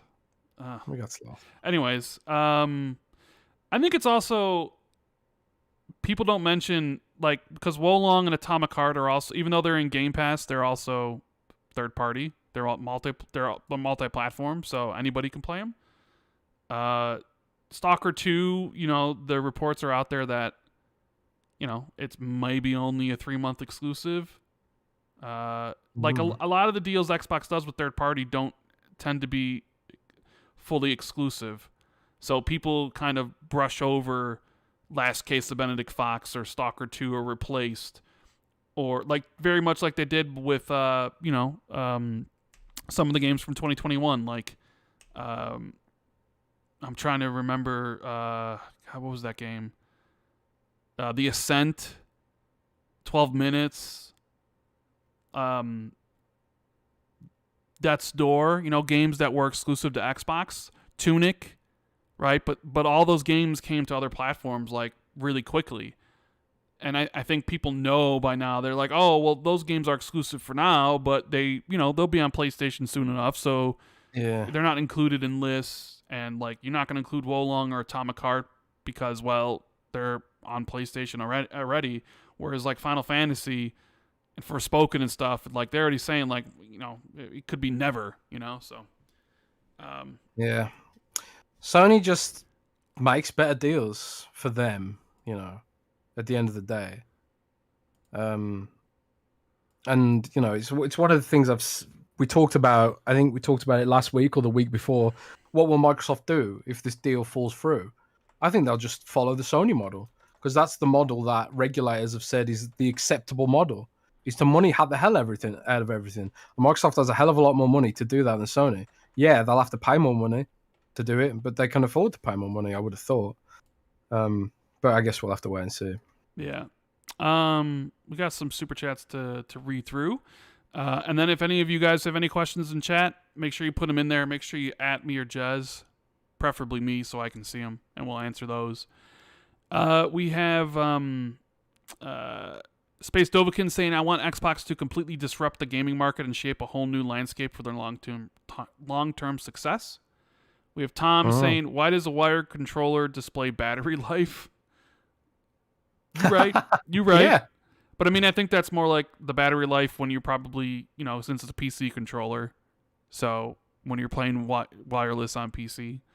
But yeah, I get what you're saying. Alucard says, what about some Gears of War news? It's been almost 4 years since Gears 5 and I missed the franchise. Well, good news. There's a new game. It's a card game, but you got some Gears news. You're also going to get a Gears movie as well as a Gears animated show on Netflix. Just everything except the game. Maybe it's leading up to announcement of, of Gears 6 being announced this year or something. Who knows? Actually, yeah, I'm going to throw that prediction in there as well. Oh, yeah? What? Gears 6 announced this year. So I said the Coalition would reveal a new game this year. You think that game is Gears 6? Yes. Okay. There you go. CZY says, Jez, also the expansion pack needs to be sorted. I don't know what he's talking about. Might be World of Warcraft related. Sean Kramer says, love catching you guys live. I watched the Power On documentary and the Red Ring of Death episode is so good. What's your Red Ring of Death story? I mean, I had like 5 or 6 of them die. My first one died. I remember hearing about it and thinking it's not going to happen to me, as you always do. Like, that happens to other people, but it's not going to happen to me, right? I had that exact same thing, I think, where I was just like, it's not going to happen to me. And, I think my first system died while I was playing King Kong. And I descended in. And I had about 5 of those systems die over the course of time. So, yeah, wow. It pretty much... 5? 5 That's systems, yeah. I can't remember what game I was playing. But yeah, I got at least one Red Ring of Death. I just sent it back and they repaired it. And that's pretty much it. They repaired it pretty quick. It was pretty painless. Remember boxing it up. First time I'd ever shipped anything back to be repaired, actually. I suppose that's the closest way to story for me, is that it's the first time I ever sent something off to be repaired, I guess. But yeah, they did it really quick. I remember shipping it off to Ireland where they were doing the repairs, and yeah, it was all good in the hood. I was very pleased to get it back. But I think I just had this expectation that it was going to break again. So when they announced, they released the black Xbox 360. Oh man, was it was it what did they call it? The Xbox 360S, I think they called it. Did they call it that? Or am I going mad? It was like a black Xbox 360 like upgrade. It wasn't the final one they released. It was the one before the final one with like the harsh sort of triangular angles. I thought it looked really cool. But I ended up trading in my Xbox 360 arcade for that one, thinking, oh, this one won't break on me. But then that one broke on me as well. So yeah. But then I think the Xbox One was coming out pretty soon after. I was addicted to World of Warcraft then as well anyway. So I just thought, yeah, I'll just wait for the Xbox One. I remember seeing the Xbox One for the first time in a store and thinking, my God, that is ugly. It's an ugly console, isn't it? Yeah, it's an ugly looking console. Yes, it is. Big ass VCR, but yeah. Yeah, ugly console. Alucard says, I would erase Elden Ring, Halo 3, Final Fantasy 7, and Castlevania Symphony of the Night. Good choices. Yeah. Quicksilver says, hey guys, Jez, like you, Final Fantasy 7 was my first JRPG experience. Followed it up with Final Fantasy 8, Legend of Dragoon, and Skies of Arcadia. What other JRPGs did you play? I mean, I played Shadow Hearts, Shadow Covenant, Chrono Cross. Some other ones I played. Vagrant Story. Ooh, Vagrant Story. That's a good one. Yeah. Vagrant Story. Final Fantasy 8, Final Fantasy 10, Final Fantasy 9. 6. Final Fantasy 6. There was a time I was really, really into RPGs, especially JRPGs. Shadow Hearts. I mean, I had Persona 3. I bought Persona 3 and 4, and then my PS2 died, so I never finished those. I got quite a few JRPGs. I still have all my PS2 and PS1 games. Some of them are worth like quite a lot of money now, I think. But yeah, some really great games there. Vagrant Story was an absolute banger. I don't know why Square Enix, lol. I don't know why Square Enix doesn't bring back Vagrant Story. I thought that that Ivalice world of Final Fantasy really had legs, I thought, but oh well, whatever. CZY says, should Xbox just try buying IPs from studios that they closed, like Pandemic Studios, The Saboteur, and Mercenaries? I mean, Xbox has a ton of IPs that they don't even use themselves. Buying IPs from dead studios probably, isn't going to happen. They don't have enough studios to do all the IPs they even have. So, yeah. But anyways, let's take a look at some questions from people in the chat. We have Andre, member for 7 months, saying, what about cloud gaming for PC Game Pass at some point? I love to have me some Death Stranding on the go. Happy New Year and best wishes from Rio. Yeah, that is interesting. Like cloud gaming from the PC Game Pass app. Is that something you think they're working on? Like be able to, You can already do that. Oh, can you already do that? You can PC stream gaming from PC game. No, streaming your PC games. Oh. To like your mobile phone or something, or like the Logitech G Cloud. Right, I get you. I don't know. They're gonna be thinking about it. Like I use Steam Link for that. Like Steam Link works really, really well. Like I got Steam Link app for my TV, and it works and stuff. I don't know what Microsoft's aspirations are exactly for I don't know what Microsoft's aspirations are for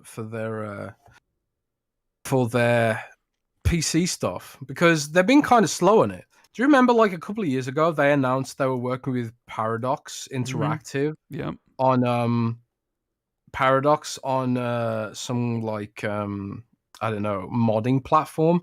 What the hell happened to that? It just never happened. It just never materialized. I think Microsoft like seriously got their work cut out when it comes to some of this PC stuff.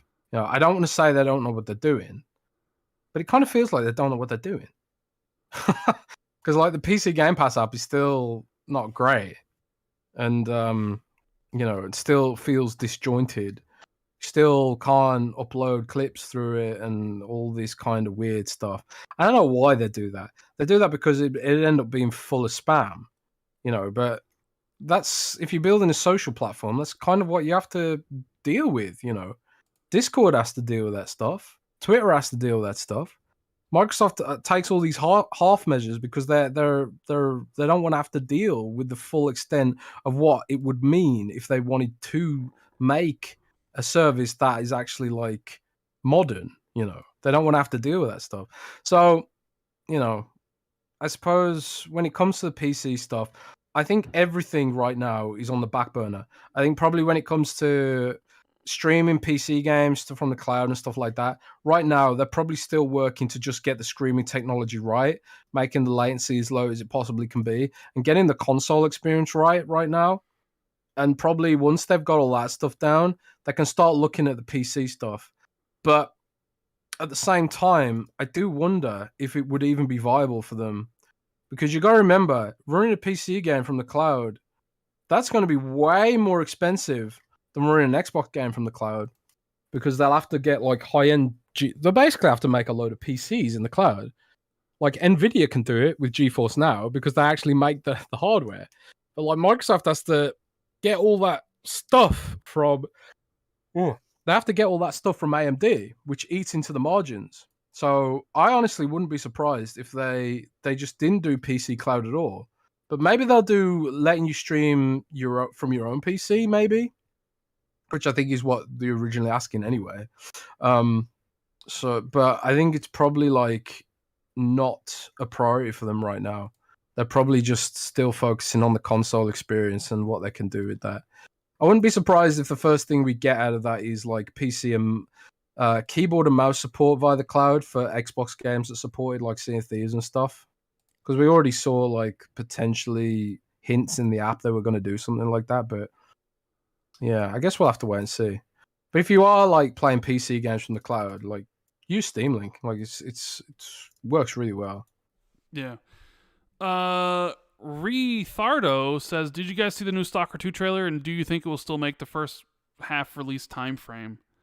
Did they say it's coming in the first half? I thought it was like end of the year type of game because of all the stuff that's going on in Ukraine. So yeah, I'm not sure about that one. I haven't seen the trailer yet. I need to go and watch it. Yeah. TJ says, with the success, I did see the trailer. It's very good. With the success of High on Life, do you think Xbox might consider reboot of Conquer?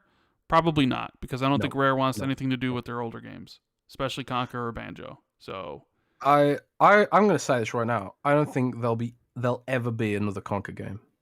Ever. Probably not. I'd agree with you on that. What about a Banjo game for my Banjo bros, though? The Banjo is the only one you can vaguely hope for, and even that is probably a long shot. Okay. Rambling Guy says, there will never be another Conquer game. I'm pretty confident. I agree with you on that one. Is it better for Xbox gamers to get all these games on Game Pass with short exclusivity, or for them to be longer-term exclusives but no Game Pass? Microsoft won't pay for both. I mean, I would imagine it's better for Xbox gamers to get more games. So maybe longer exclusivity leads to less games on Game Pass. There's that possibility. So I guess, does it matter to Xbox gamers if Stalker 2 is a 3-month exclusive or 6 months? You still get the game in Game Pass, even if it's a short, like, right? Does it matter how long the exclusivity is, or do you just want more games in Game Pass, I guess is the question. So I think it's, you'd want more games. So that probably the shorter windows, go towards that. Trey's says, InXile got Starfield merch today and announced one of their funny videos. How close could we actually be to the showcase or maybe even the release? Jez knows the release date, right? I don't think it was Starfield merch. Did you see their tweet, InXile, by the way, Jez, since you love them so much? No, I didn't. Go look at their Twitter. I don't think it was Starfield merch. I think they bought something from Amazon and photoshopped the Starfield logo onto the astronaut pack. So it wasn't merch. How close we be to the showcase or maybe even the release? I mean, I said in my predictions, I think there's going to be some Xbox show possibly this month. Release, I said April, but that's more of a fun release. I really do think Starfield's coming in June. And Jez does not know the release date because Jez said if he did, it would be an article, right? Yep. So, yeah. Let's see, what else? Any more questions? Looking through these. Wobbly Sausage says, just out of curiosity, how much of the information do you get do you release? How big of a gold mine of information are you two sitting on? I mean, I don't release anything. I'm not an insider. I don't got info. Rand's lying. Rand's got like a massive hard drive full of juicy details. That'd be a more question for Jez than for me. Well, I can tell you. I'll tell you how many gigabytes of files I got in my secret drive. Show more options, properties. There is 394. Well, that's more than I expected, actually. 394 gigabytes of data. That I have not released. Some of those are videos, some of those are PDFs, PowerPoint presentations, all kinds of juicy goodness. Many of which will never see the light of day, even if my laptop gets stolen because the drive's encrypted. So, yeah, that's I say on quite a lot. Some of it's just because it's not very interesting. I don't think it would get much interest versus, you know, how annoying it would be for the, you know, whoever it affected that it was leaking.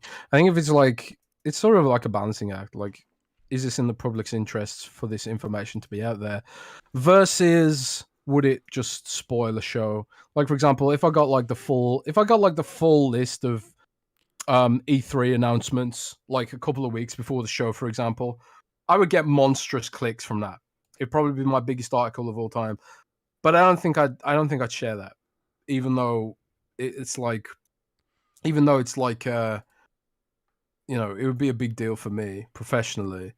I think it'd just kind of be lame. Like, I just keep thinking, like, if I was on the other side of that and I was looking forward to E3 and having a nice event with surprises, I wouldn't want to, you know, share those spoilers. Kind of like, you know, if I was a movie journalist or something, I kind of feel like it'd be a dick move to leak the ending, like a major plot twist in some hotly anticipated movie.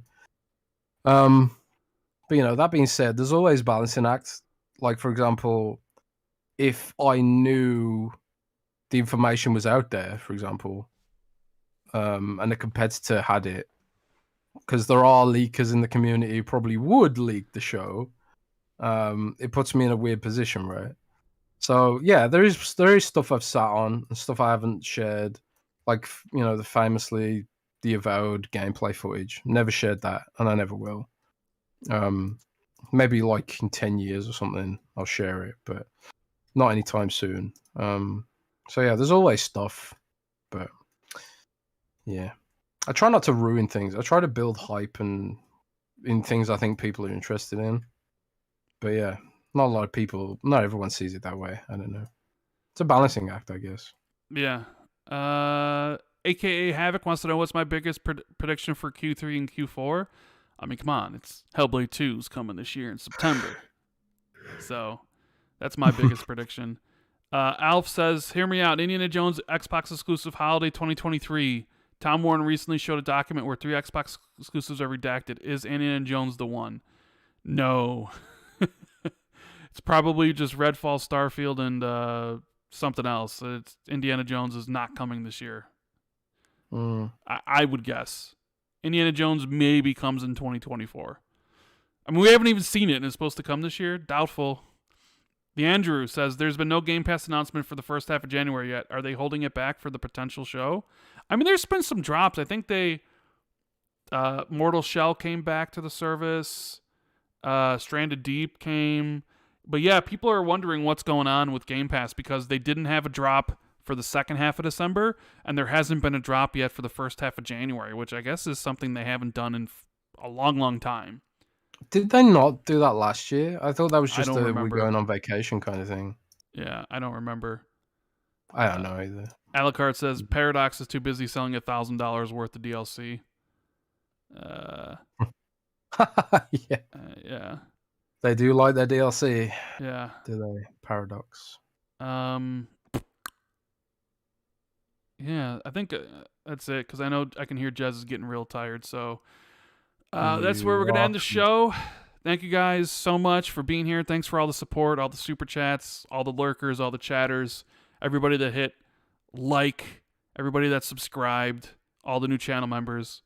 If we got any new patrons, we love you too. Patreon.com/XB2. We'll be doing exclusive podcasts next week.